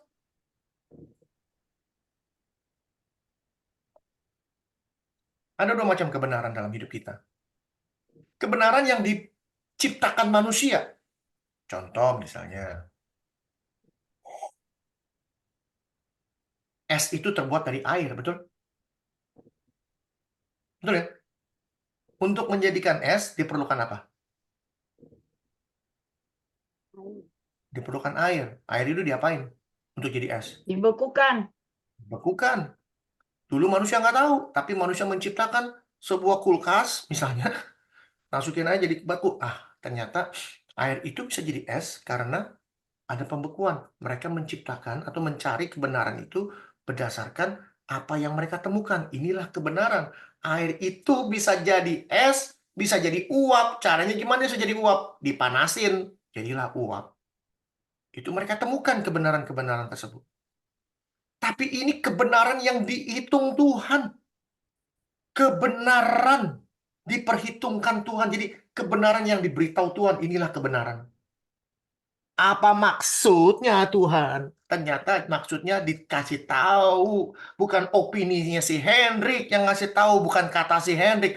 Tapi apa kata Tuhan? Abraham dibenarkan karena iman. Pembenarannya apa sih? Kita lihat. Lalu percayalah Abraham kepada Tuhan dikatakan. Dan Tuhan memperhitungkan hal itu kepadanya sebagai kebenaran. Si kebenarannya, ini Roma 4 yang jelasin, bukan saya loh. Saya cuma nunjukin ada ayat yang menjelaskan kebenaran apa sih. Dikasih contoh. Kalau ada orang yang bekerja, upahnya tidak dihitung sebagai hadiah, tapi sebagai hak. Jadi kalau orang kerja, dikasih upah, ya itu hak dia. Itu hak dia. Tapi, dikatakan, kalau ada orang yang tidak kerja, tapi percaya kepada Dia yang membenarkan orang durhaka, artinya orang yang tidak pernah kerja, tidak pernah melayani Tuhan, tidak pernah menginjili, dan dia adalah orang durhaka, lalu dia percaya, imannya diperhitungkan menjadi kebenaran. Ngerti nggak di sini sampai sini? Sulit nggak? Kalau orang kerja, melayani, memberitakan Injil, dia dapat upah dari Tuhan, dianggap benar sama Tuhan, ya itu karena haknya dia. Tapi ada orang yang nggak menginjili, nggak kerja, nggak apa, tapi dia percaya, Tuhan menganggap dia benar. Karena imannya benar, dia percaya sama dia. Ada bedanya? Sampai sini ngerti nggak? Anfal? Yang Iya, lain? Jelas nggak kira-kira kalimatnya? jelas, Pak. Jelas ya? Kalau kurang jelas, kalau Bapak Ibu kurang jelas, yang namanya Paulus tahu, dikasih tahu lagi. Nih. Tapi ada lagi di sini. Bapak kan ada orang model begini, apalagi orang Yahudi kalau ngomong. Ya kamu baru bisa menerima janji kalau kamu sudah disunat. Sunat sebagai tanda dari Tuhan. Lalu dibilang sama ini. Sama siapa? Sama si orang Paulus. sama orang Yahudi. Iya. Tanda sunat itu diterimanya sebagai materai kebenaran berdasarkan iman yang ditunjukkan. Nah, ini saya tahu. Sebagai tanda kamu beriman kepada Tuhan, kamu harus disunat. Demikianlah ia dapat menjadi bapak semua orang percaya yang tidak bersunat. Kenapa? Supaya kebenaran diperhitungkan juga kepada mereka yang tidak disunat. Dan juga kepada orang yang bersunat. Kenapa? Mereka bukan hanya bersunat, tapi juga mengikuti jejak iman Abraham bapak leluhur kita pada masa ia belum disunat. Artinya waktu percaya, nih waktu dia percaya sama Tuhan, maka percayalah Abraham, dia belum disunat. Dan dibenarkan Tuhan. Oleh karena itu dikatakan, karena itulah kebenaran berdasarkan iman supaya merupakan kasih karunia. Sehingga janji itu berlaku bagi semua keturunan Abraham, termasuk kita. Bukan hanya mereka hidup dari hukum Taurat, tapi juga bagi mereka yang hidup dari iman Abraham. Seperti kita, hidup dari iman Abraham, kita percaya dengan hidup kita. Kenapa? Sebab Abraham adalah bapak kita semua. Seperti ada tertulis, engkau kutetapkan menjadi banyak bangsa, bapak banyak bangsa, di hadapan Allah yang kepadanya ia percaya, yaitu Allah yang menghidupkan orang mati dan menjadikan firman-Nya apa yang tidak ada menjadi ada. Firman yang menciptakan semua. Inilah kebenaran. Ayat 18. Sebab sekalipun tidak ada dasar untuk berharap, sekalipun tidak ada dasar untuk berharap. Mau dasarnya apa katanya? Dasar apa? Namun Abraham berharap juga dan percaya bahwa ia akan menjadi bapa banyak bangsa menurut yang telah difirmankan, demikianlah banyak nanti keturunanmu. Kenapa? Karena imannya tidak menjadi lemah walaupun ia tahu bahwa tubuhnya sudah sangat lemah. Umurnya kira-kira 100 tahun. Rahim Sarah telah tertutup. Ini yang dikatakan tidak ada dasar untuk berharap. Bos, umur saya 100, bos. Umur istri saya 90. Udah mati haid. Udah, apa namanya bahasa sih bilangnya apa sih? Apa? Kalau perempuan kalau udah mati haid bilangnya apa? Opos. Menopause. Menopause puluhan tahun. Udah nggak mungkin punya anak. Apa yang mau diharapkan? Nggak punya pengharapan. Nol. Kalau kita yang sakit masih punya pengharapan bisa sembuh. Tapi ini, umur udah 100, istri umur 90, kandungan sudah 0. Apa harapannya? Kamu pasti punya anak. Gimana? Gimana? Gimana? Orang kanker aja nih, orang kena kanker. Masih punya pengharapan untuk sembuh. Betul? Pernah dengar ada orang sakit, dokternya bilang gini, maaf Pak, umur Bapak tinggal 3 minggu lagi. Pernah dengar gitu? Sering. Pernah. Artinya apa? Apakah orang ini punya pengharapan untuk hidup? Dokter berharap Tidak bisa ada. menemukan obat untuk orang ini. Dokter cuma bilang, umurmu cuma 3 minggu lagi. Kenapa? Dok, emang nggak ada obat lagi? Nggak ada. Dok, nggak bisa operasi? Nggak bisa. Dok, nggak bisa begini? Nggak bisa. Pengharapan orang ini dihilangkan dengan kalimat, kamu berumur 3 minggu lagi. Itu pun dia masih punya pengharapan 3 minggu. Dalam 3 minggu terjadi, orang bisa menciptakan obat baru lah, beginilah, begono lah. Dia masih punya pengharapan. Tapi kalau Abraham dan Sarah, apa harapannya? Benar-benar nggak ada. Tapi terhadap janji Allah, ia tidak bimbang karena tidak percaya. Malah, ya ini yang dianggap kebenaran. Ia diperkuat dalam imannya dan ia memuliakan Allah dengan penuh keyakinan bahwa Allah berkuasa untuk melaksanakan apa yang telah ia janjikan. Dan karena hal itu ia diperhitungkan kepadanya sebagai kebenaran. Jadi kalau nggak ngerti kenapa ia disebut sebagai kebenaran, jawabannya ada di sini. Bahwa pada saat kita tidak punya harapan dalam hidup kita, sakit yang bakalan tidak ada obatnya, sakit yang bakal ujung-ujungnya tinggal sebulan lagi hidup. Iman kita bukan tapi imannya makin dibakar. Allah sanggup melakukan hal yang dia janjikan. Kalau harus mati pun, janjinya apa? Kalau kita mati, janjinya apa?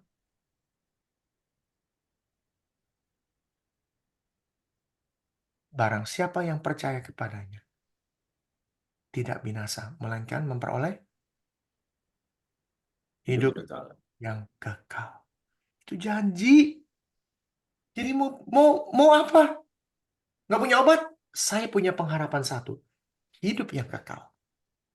Hari ini tubuh saya akan mati. Ntar dulu bos, saya bukan mati, saya tidur. Saya akan dibangunkan kembali untuk memperoleh hidup itu. Kita yang sudah sakit, udah tinggal tunggu mati. Kalau pola pemikirannya dirubah, saya bukan mati. Orang nih kalau sakit, mau hidup, dia mau hidup terus. Dia mau sembuh. Apalagi punya dapat hidup kekal. Nggak ada yang nggak mau. Kalau bisa mati sekarang. Nah, kira-kira gitu. Jadi kalau bilang sakit dan dokter bilang, maaf Pak, maaf Bu ya, kita sudah nyerah. Wah, kita semakin dibakar. Roh yang ada dalam hidup kita membakar iman kita. Kita mempermuliakan Tuhan dalam kesakitan kita. Mempermuliakan Tuhan di dalam kesusahan kita. Pada saat kita menutup mata kita, kita akan tersenyum. Dia akan membangunkan saya kembali dengan hidup tanpa sakit lagi. Wow, ada amin? Amin. Apa yang kita perlu khawatirkan? Kebenaran.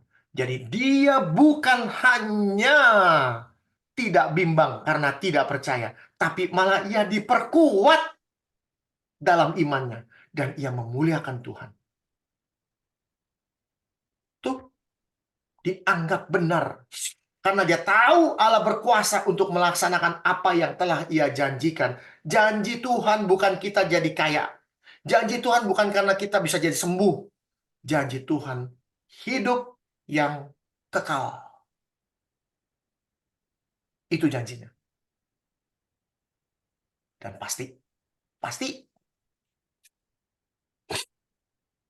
dalam hidup kita, jangan pernah berpikir janji Tuhan untuk membuat kita hidupnya mewah. Jangan pernah berpikir kita akan hidupnya sehat. Tapi pikirkan hidup yang kekal itu yang akan kita terima. Dengan jalan apa? Kudus, tak bercacat celah di hadapan Dia. Itu dianggap kebenaran. Itu sama Tuhan disebut kebenaran. bukan manusia, tapi Tuhan menganggap itu sebuah kebenaran. Dihitung Tuhan sebagai kebenaran. Kalau kita punya pola pikir seperti Abraham, di titik ini ya, sampai di ayat 6 ini, pola pikir Abraham, kita nggak akan takut apa-apa. Percaya banget saya. Kenapa? Karena sudah alamin gitu aja. Yang gampang.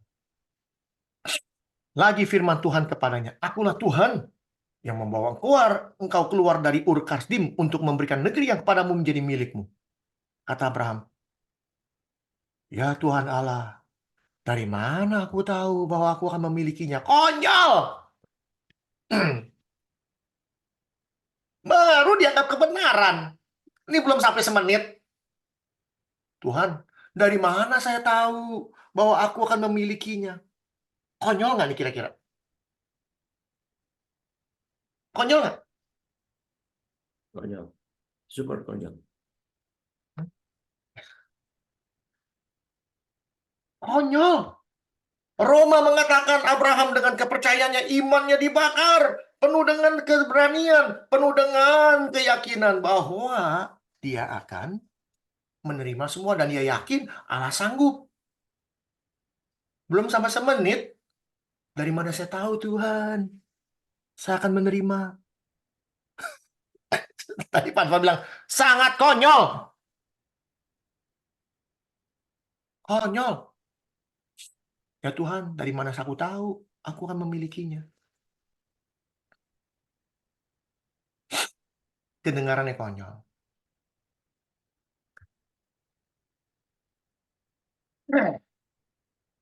Contoh, Pak Anwar percaya nggak kalau saya bisa kasih Pak Anwar uang 100.000 US dollar?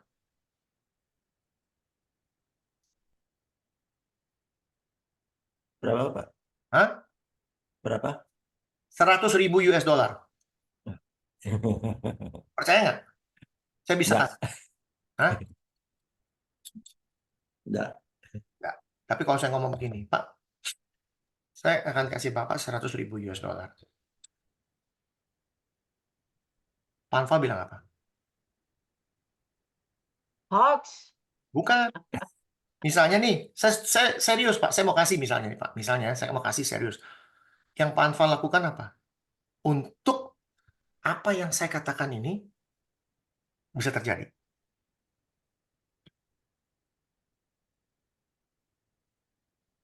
Baik-baik. Bukan.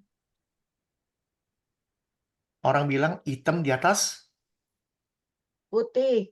artinya Harus ada bukti.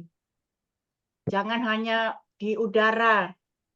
tulis pakai materai.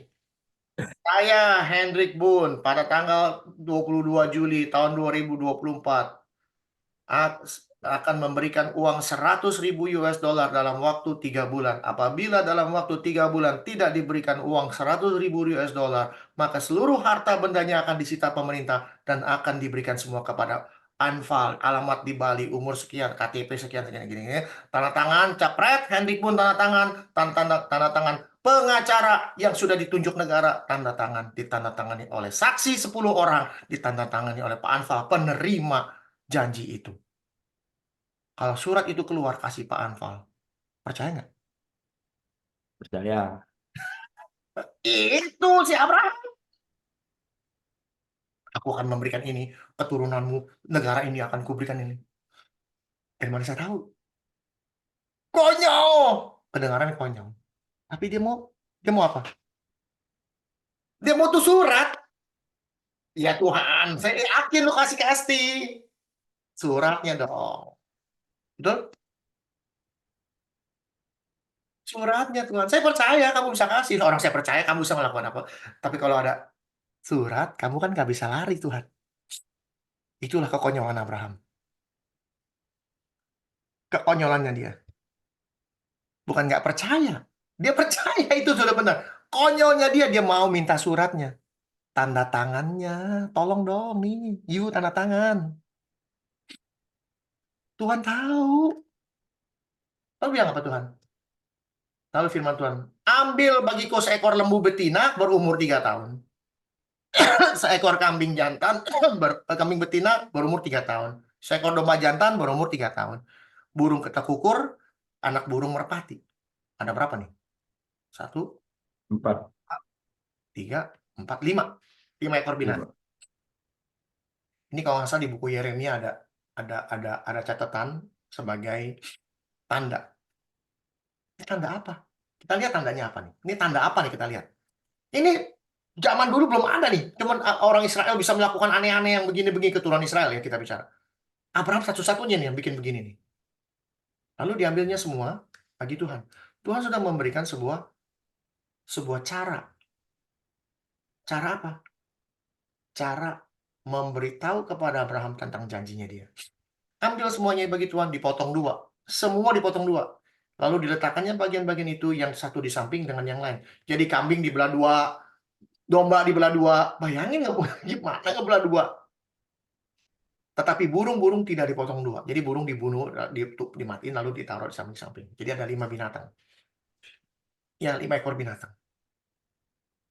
Ketika burung-burung buas hinggap pada daging binatang itu, maka Abraham mengusirnya. Ya. Kenapa sih mesti ditulis nih? Pakai acara ada burung-burung buas yang hinggap pada daging itu dan pengen makan. Ngapain ditulis?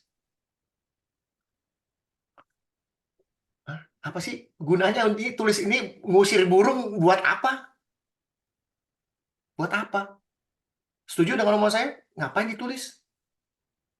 Good question. Kenapa, Hendrik? Kita akan lihat ya. Saya akan nggak bahas. Oh, saya tahu. Karena kalau ada burung-burung buas itu suka makan apa kadaster, apa yang sudah mati bangkai-bangkainya. Burung bangkai. Ya, jadi di situ ada penghuni. Jadi pernah daerah itu kan mereka di gurun pasir kan, Ya. gitu. Enggak juga. Ya itu secara harafiah bisa. Tapi ada spiritual meaning. Ya, kita lihat. Menjelang matahari terbenam, tertidurlah Abraham dengan nyenyak. Dia nih emang ngambil domba, kambing, motong-motong ini emang gampang. Capek dia tungguin nih. Tadi kan saya bilang, Abraham bilang, dari mana saya tahu kalau aku akan mendapatkannya, kalau you nggak tanda tangan nih suratnya. Tuhan bilang, ambil tuh binatang, 5 itu, ya, 5 ekor itu. Lalu diambil, disembahin di depan, saking capeknya dia tidur. Lalu turunlah meliputinya gelap gulita yang mengerikan. Nah ini mulai. Kenapa Tuhan datang dalam gelap gulita yang mengerikan? Karena dia sendiri terang. Kenapa dia turun dengan gelap gulita yang mengerikan? Kita lihat kenapa. Firman Tuhan kepada Abraham, ketahuilah dengan sesungguhnya bahwa keturunanmu akan menjadi orang asing dalam suatu negeri yang bukan kepunyaan mereka. Dan bahwa mereka akan diperbudak dan dianiaya. Berapa lama? 400 tahun. Ini di mana? Mesir. Di Mesir. Tetapi bangsa yang akan memperbudak mereka akan kuhukum. Dan sesudah itu mereka akan keluar dengan membawa harta dan harta benda yang banyak. Tetapi engkau akan pergi kepada nenek moyangmu dengan sejahtera. Artinya lu pasti mati dengan sejahtera. Engkau akan dikuburkan pada waktu telah putih rambutmu. Tetapi keturunan yang keempat, 400 tahun, akan kembali kemari. Ke tanah perjanjian yang kuberikan.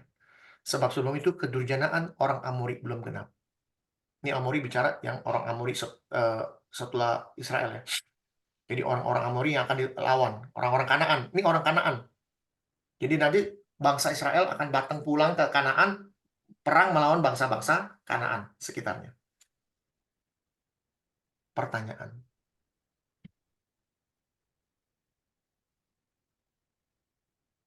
Tuhan memperhitungkan kebenaran. Lalu Abraham bilang, aku akan memberikan negeri ini kepadamu. Dari mana saya tahu Tuhan? Kalau bahwa aku yang akan kasih. Ini tanah bukan tanah saya Tuhan.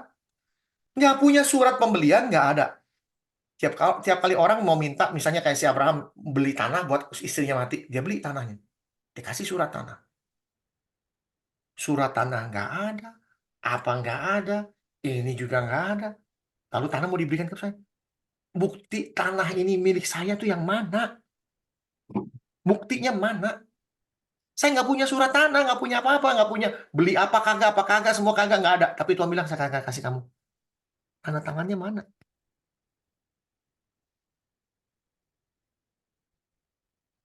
Inilah perjanjian Tuhan. Caranya gimana? Ambil seekor domba, ini. Lalu Tuhan apa? Lihat. Ketika matahari telah terbenam dan hari menjadi gelap, maka kelihatanlah perapian yang berasap beserta suluh yang berapi lewat di antara potongan-potongan daging itu. Pada hari itulah Tuhan mengadakan Perjanjian dengan perjanjian Abraham. dengan Abraham.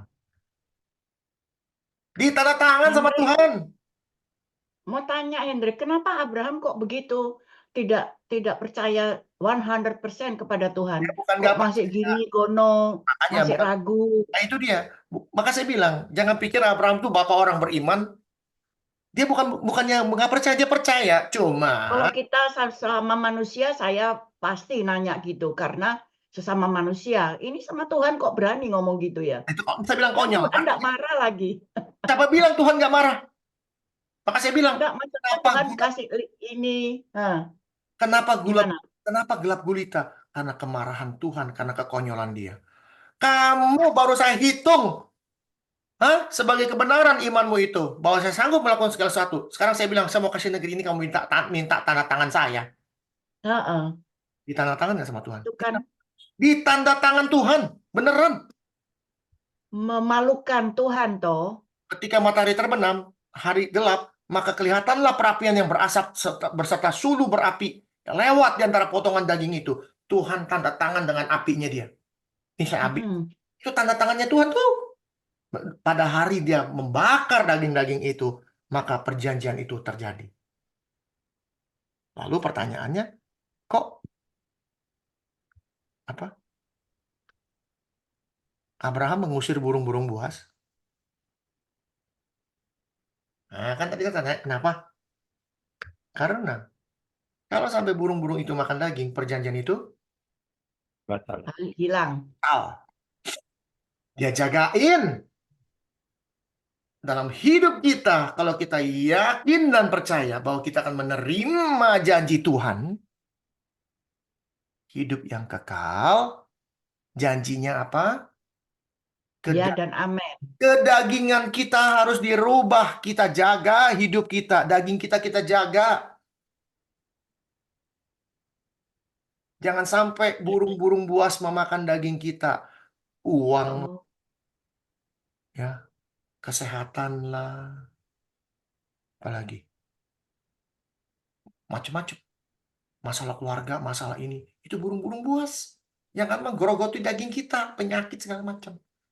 Kita jaga. Hendrik mau tanya, lah itu orang-orang yang bandar narkoba, terus yang masih judi, masih segala macam kedagingan diikutin, tapi kok hidupnya senang, banyak uang. Contoh bandar narkoba itu kan banyak uang, naik mobil yang Ya, karena hebat-hebat. pertanyaannya kan, kalau dia bisa hidup tenang dan itu kan kayak bandar narkoba itu kan dia pasti berbuat kejahatan dan dia sudah memilih kekayaan yang Setan, bukan dari Tuhan, dari kejahatan dia, dari setan. iblis, ya. Oh, Dan dia membiarkan tubuhnya dimakan oleh binatang buas, burung-burung pemakan binatang, pemakan bangkai. Makanya kita harus kerja, dia tungguin supaya perjanjian itu kekal. jadi kita tidak boleh lihat dengan mata kasat gitu ya. Oh, orang itu kaya, hebat, sukses. Karena diambil dari kejahatan dia. Kejahatan itu milik si setan. Artinya lu memilih setan daripada Tuhan. Ngeri ya. Banget. Nah, jadi kalau kita melihat cerita kenapa ditulis burung-burung buas diusir. Kenapa? Kan gitu pertanyaannya. Betul nggak? Ini siapa sih ini? Nelfon. Nggak kenal. Dia Erarea. Saya nggak kenal. Jadi kita mesti tahu ini. Dalam hidup kita punya kedagingan banyak. Tapi kalau kita jaga kedagingan kita jaga baik-baik, supaya jangan dimakan oleh burung-burung buas. Dalam hal ini, keduniawian, kedagingan, dan lain-lain. Supaya perjanjian Tuhan, yaitu hidup yang kekal, berlaku atas hidup kita. Sehingga pada saat kita mati nanti, perjanjian itu akan dilaksanakan Tuhan. Kamu akan kubangkitkan pada hariku. Dan masuklah ke dalam pintu yang sempit itu. Bersama-sama dengan aku, memerintah sebagai raja. Janji Tuhan loh. Jadi kalau orang yang gendut nggak bisa masuk pintunya gimana? Padahal dia boleh masuk. Jangan pernah pikir kalau orang gendut mati, besok-besok bangkit lagi gendut. Enggak lah. Oh. Ya. Jadi ini semua kiasan ya, Hendrik. Bukan kiasan, maksud saya yang burung-burung buas ini. ya, Hendrik bilang makanya itu saya bilang ada itu yang cara. kedagingan. Itu di mana kita bisa lihat? Tunggu, Hendrik kan sekolah, kita enggak. Jadi kita kalau baca gini, burung-burung buas. Jadi seperti yang saya tadi ngomong, supaya dia tahu daerah itu ada penghuninya atau enggak, gitu loh. Tapi ternyata salah. Nah, itu kita bisa lihatnya di mana?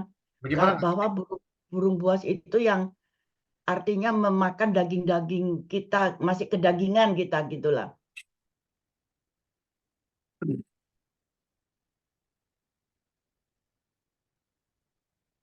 Wah, Hendrik udah mesti berangkat nih.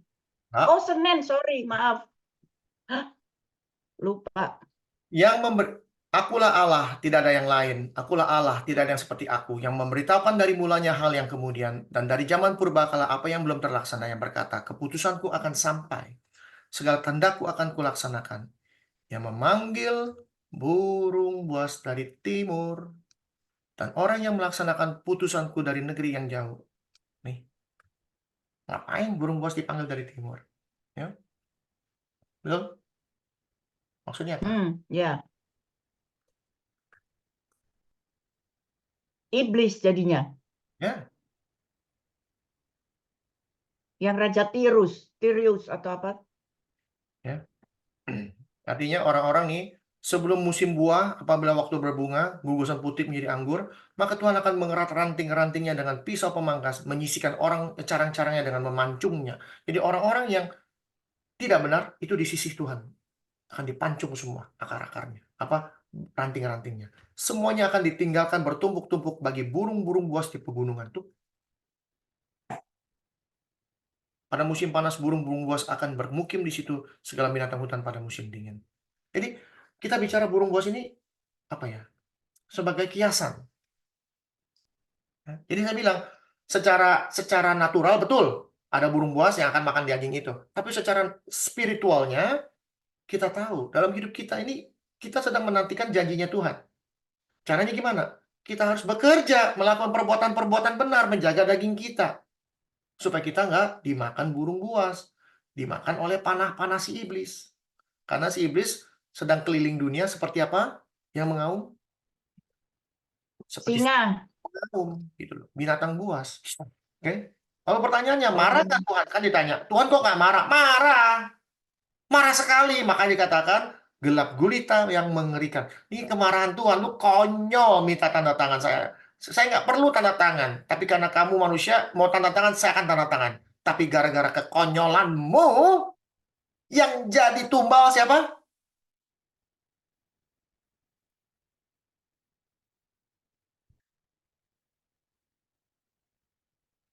Yang ditumbal siapa?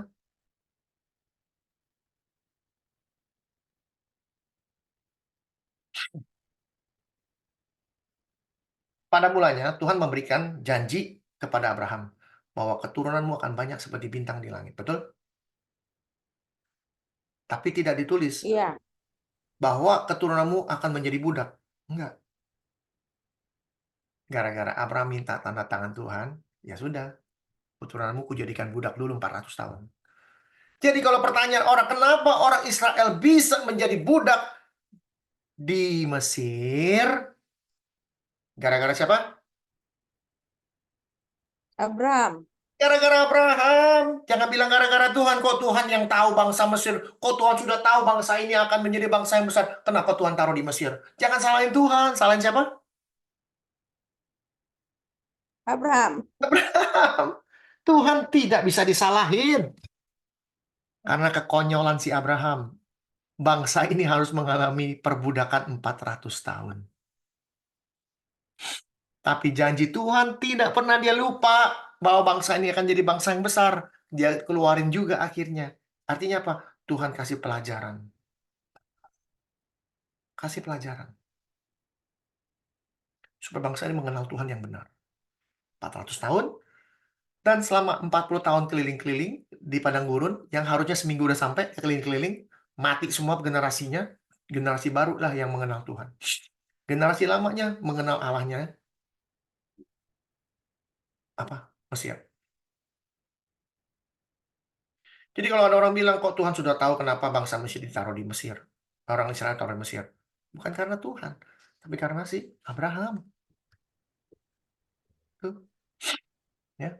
Ingat ini. Ini jawaban semua. Ya. Jadi bukan kata saya loh. Ini jawaban. Ya. Jadi Tuhan menandatangani. Lihat. Maka kelihatanlah perapian yang berasap. Serta suluh yang berapi lewat di antara potongan daging. Api. Seperti tiang awan dan tiang api. Tuhan jalan. Dibakar itu semua daging-dagingnya. Tanda tangan Tuhan. Maka dari itu, pada hari itulah Tuhan mengadakan perjanjian dengan Abraham serta berfirman, kepada keturunanmu lah kuberikan negeri ini. Artinya apa?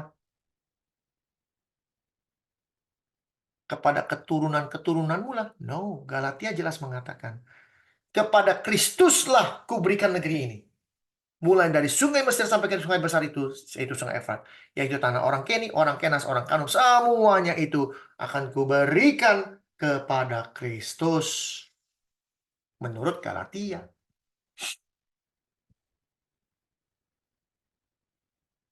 16. 3:16. Adapun Abraham diucapkan segala janji itu kepada keturunannya. Tidak dikatakan kepada keturunan-keturunannya, seolah-olah banyak orang, tapi hanya satu orang. Dan kepada keturunanmu, yaitu Kristus. Kepada keturunanmu lah, kepada Kristuslah kuberikan negeri ini. Nah, ini tidak akan mengganggu apa yang dia katakan di mula-mula. Akulah perisaimu, akulah hadiahmu.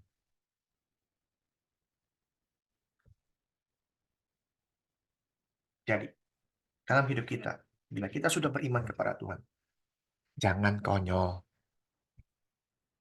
Terima aja. Jangan sampai iman kita itu tergoyahkan dengan, aduh Tuhan gimana ya? Aduh, no. Yes, that's it. Yakin aja udah pasti, udah. Jangan dipikirin. Do something else. Lakukan segala sesuatu yang lain. Pokoknya sudah kita pegang janji Tuhan, bahwa saya akan menerima ini, yakin bahwa kamu sudah menerimanya. Dan Abraham sudah menerimanya. Menurut pikiran dia, Ibrani 8 kalau nggak salah kita lihat.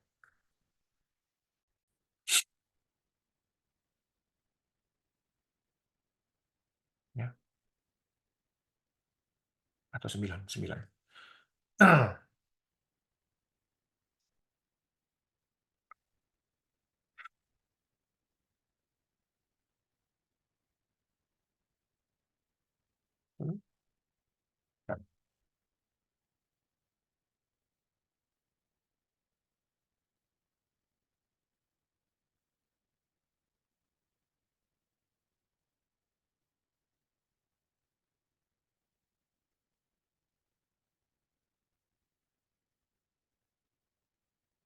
Di mana ya?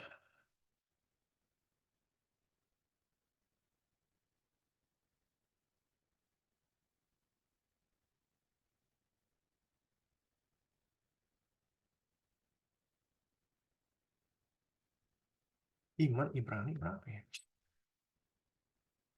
Saksi-saksi iman ini. 11, sorry. Ya.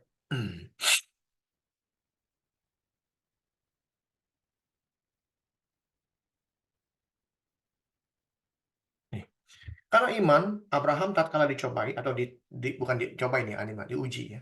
Mempersembahkan Ishak, ia yang telah menerima janji itu rela mempersembahkan anaknya yang tunggal. Walaupun kepadanya telah dikatakan, keturunan yang berasal dari Ishak yang dapat disebut keturunanmu. Karena ia pikir bahwa Allah berkuasa membangkitkan orang sekalipun di antara orang mati. Dan dari sana, ia seakan-akan telah menerimanya kembali. Artinya apa? Dia sudah punya pemikiran bahwa orang mati bisa bangkit. Ishak kalau saya bunuh, dia bisa bangkit lagi. Dan dia sudah terima. Padahal belum terjadi. Itulah iman yang dahsyat. Kita mau minta sesuatu, sesuai dengan firman Tuhan ya. Tentu permintaan yang benar. Kita sudah terima. Walaupun nanti penerimanya nanti kapan, nggak tahu. Kita sudah terima, kita sudah pegangin. Seperti kita sudah pegangin gitu loh. Contoh, kalau kita beli kendaraan, contoh beli motor, kan yang pertama-tama kita dapatkan kwitansi, betul nggak? Yang kita pegang kwitansi nih. Kwitansi kita terima. Dengan memegang kwitansi, kita tahu bahwa motor itu walaupun belum lihat, belum dikirim, itu motor saya punya. Pasti datang minggu depan, 2 bulan lagi, 3 bulan lagi kalau inden. Betul? Kira-kira gitu nggak, Panval? Hah? Kita mau beli kendaraan begitu kan, dikasih kwitansi, walaupun belum lihat barangnya, belum lihat mobilnya, belum lihat motornya, tapi kita yakin pasti datang. Karena kita sudah pegang kwitansinya. Sama iman begitu. Kita sudah pegang kwitansinya Tuhan, janjinya. Kapan datangnya, kita nggak tahu, tapi kita yakin itu pasti kita punya. Harus punya pemikiran seperti itu. Itulah iman. Oke. Jadi, ini kita belajar. Ada yang begini malah. Bahkan bahkan dikatakan ada yang bilang begini. Melambai-lambai. Di mana nih? Nah, ini. Banyak sekali contoh-contohnya, misalnya Sarah, lalu Abraham, lalu siapa lagi? Macam-macam di sini. Nuh. Mereka disebut dalam iman, mereka semua ini telah mati sebagai orang yang tidak memperoleh apa yang dijanjikan. Abraham dijanjikan negara ini akan jadi dari sono-sono, dia nggak lihat, keburu mati. Sarah juga, Nuh juga, semua orang yang dijanjikan Tuhan udah pada mati. Mereka mati dalam iman. Orang yang tidak memperoleh apa yang dijanjikan, tetapi yang dari jauh melihatnya dan melambai-lambai kepadanya, dan yang mengakui bahwa mereka adalah orang asing dan pendatang di bumi ini. Jadi kita ini pendatang, orang asing di bumi. Artinya ada yang melambai-lambai di sorga. Nanti kamu akan kemari.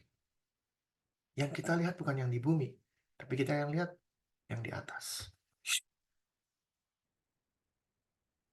Caranya gimana bisa ke atas? Kita harus melewati kematian. Ya. Orang dijanjikan Tuhan, sampai dia mati, dia nggak lihat. Tapi pada saat dia mati, keturunannya akan melihat apa yang dijanjikan kepada bapaknya atau kepada ibunya. Jadi jangan putus asa dalam hal memegang janji Tuhan. Sampai mati kita pegang janji Tuhan, walaupun tidak terjadi. Janji akan tetap tergenapi. Satu janji yang akan pasti digenapi, yaitu hidup yang kekal. Oke? Tuhan memberkati kita semua, mari kita berdoa. Bapa di dalam surga, terima kasih atas firman yang Tuhan berikan kepada kami. Ajar kami untuk bisa mengerti firman Tuhan dengan baik. Terutama dalam hal iman kami kepada Tuhan. Kami tidak akan pernah goyang, Tuhan. Kami tidak akan pernah bimbang. Kami diberi pelajaran yang sangat berharga bahwa dalam hal beriman kepada Tuhan tidak ada kalimat apa buktinya, apa syaratnya. Apa yang dikatakan Tuhan, iya dan amin. Yang kami perlu lakukan ialah sabar menanti. Tapi satu hal yang kami yakin, satu hal yang kami pegang, yaitu janji Tuhan tentang hidup yang kekal. Dan itu akan terjadi dalam hidup kami. Semuanya di sini. Kami akan kembali kepada Tuhan. Kami akan memerintah bersama-sama dengan Tuhan. Itulah janji Tuhan. Pada siapa mereka yang mengasihi Dia, kepada siapa mereka yang tekun, hidup benar, kudus tak bercacat celah di hadapan Dia. Terima kasih Bapak. Kami serahkan persekutuan ini terus agar terus berlangsung dengan baik sampai Tuhan datang kedua kali sehingga kami dipersiapkan untuk bisa menyongsong kedatangan Tuhan yang benar. Terima kasih Tuhan. Kami serahkan bagi mereka yang ingin istirahat. Sekali lagi Tuhan pimpin supaya mereka beristirahat dengan baik. Besok pagi boleh bangun dengan tubuh yang sempurna. Dan kami tidak lupa Tuhan untuk Ibu Linda yang akan pergi check up besok. Dan kami sudah menerima janji Tuhan bahwa segala sesuatu Tuhan sudah putuskan, Tuhan sudah rencanakan. Apapun itu adalah kebaikan untuk kami semua dan terutama kepada Ibu Linda. Terima kasih Bapak. Kami serahkan doa yang jauh dari sempurna ini. Doa seperti Kristus mendoakan kami. Kami alaskan semua ini ke dalam nama. Di atas segala nama. Itu Yesus Tuhan kami. Di mana suatu hari nanti kami semua akan mengaku Engkaulah Tuhan. Haleluya. Amin. Terima kasih Bapak Ibu sekalian Amin. Thank you, Hendrik. sudah memberikan waktunya. Apabila ada pertanyaan silakan. Kalau nggak ada kita akan tutup. Ada pertanyaan kira-kira? From my side, no, thank you. Ada ya? Kalau nggak ada, kita akan tutup hari ini dan kita akan jumpa lagi minggu depan. Rabu ini. Ya, pertanyaannya nanti hari Rabu, Pak. Rabu. Kasih pertanyaan hari Rabu. Bikin pertanyaan yang bagus, ya, yang dahsyat, supaya kita bisa terus belajar, menggali lebih banyak. Saya ini ilmunya sedikit loh, nggak banyak loh. Tapi saya mencoba membagikan apa yang kita nggak pernah kita dengar, beneran. Ya kira-kira gitu Pak Noel, ya. Ya, terima kasih. Terima kasih, Tuhan memberkati. Ya. Kita jumpa lagi hari Rabu jam 7, bukan jam 8, jam 7. Oke? Oke. Di Bali jam 8, Pak ya. Di Bali jam 8. Ya, jadi lebih pagi. Oke, thank you. Ya, Tuhan memberkati. Terima Selamat- kasih Pak Hendrik. Terima kasih. Goodbye. Selamat malam. Tuhan berkati. Tuhan memberkati. Tuhan berkati.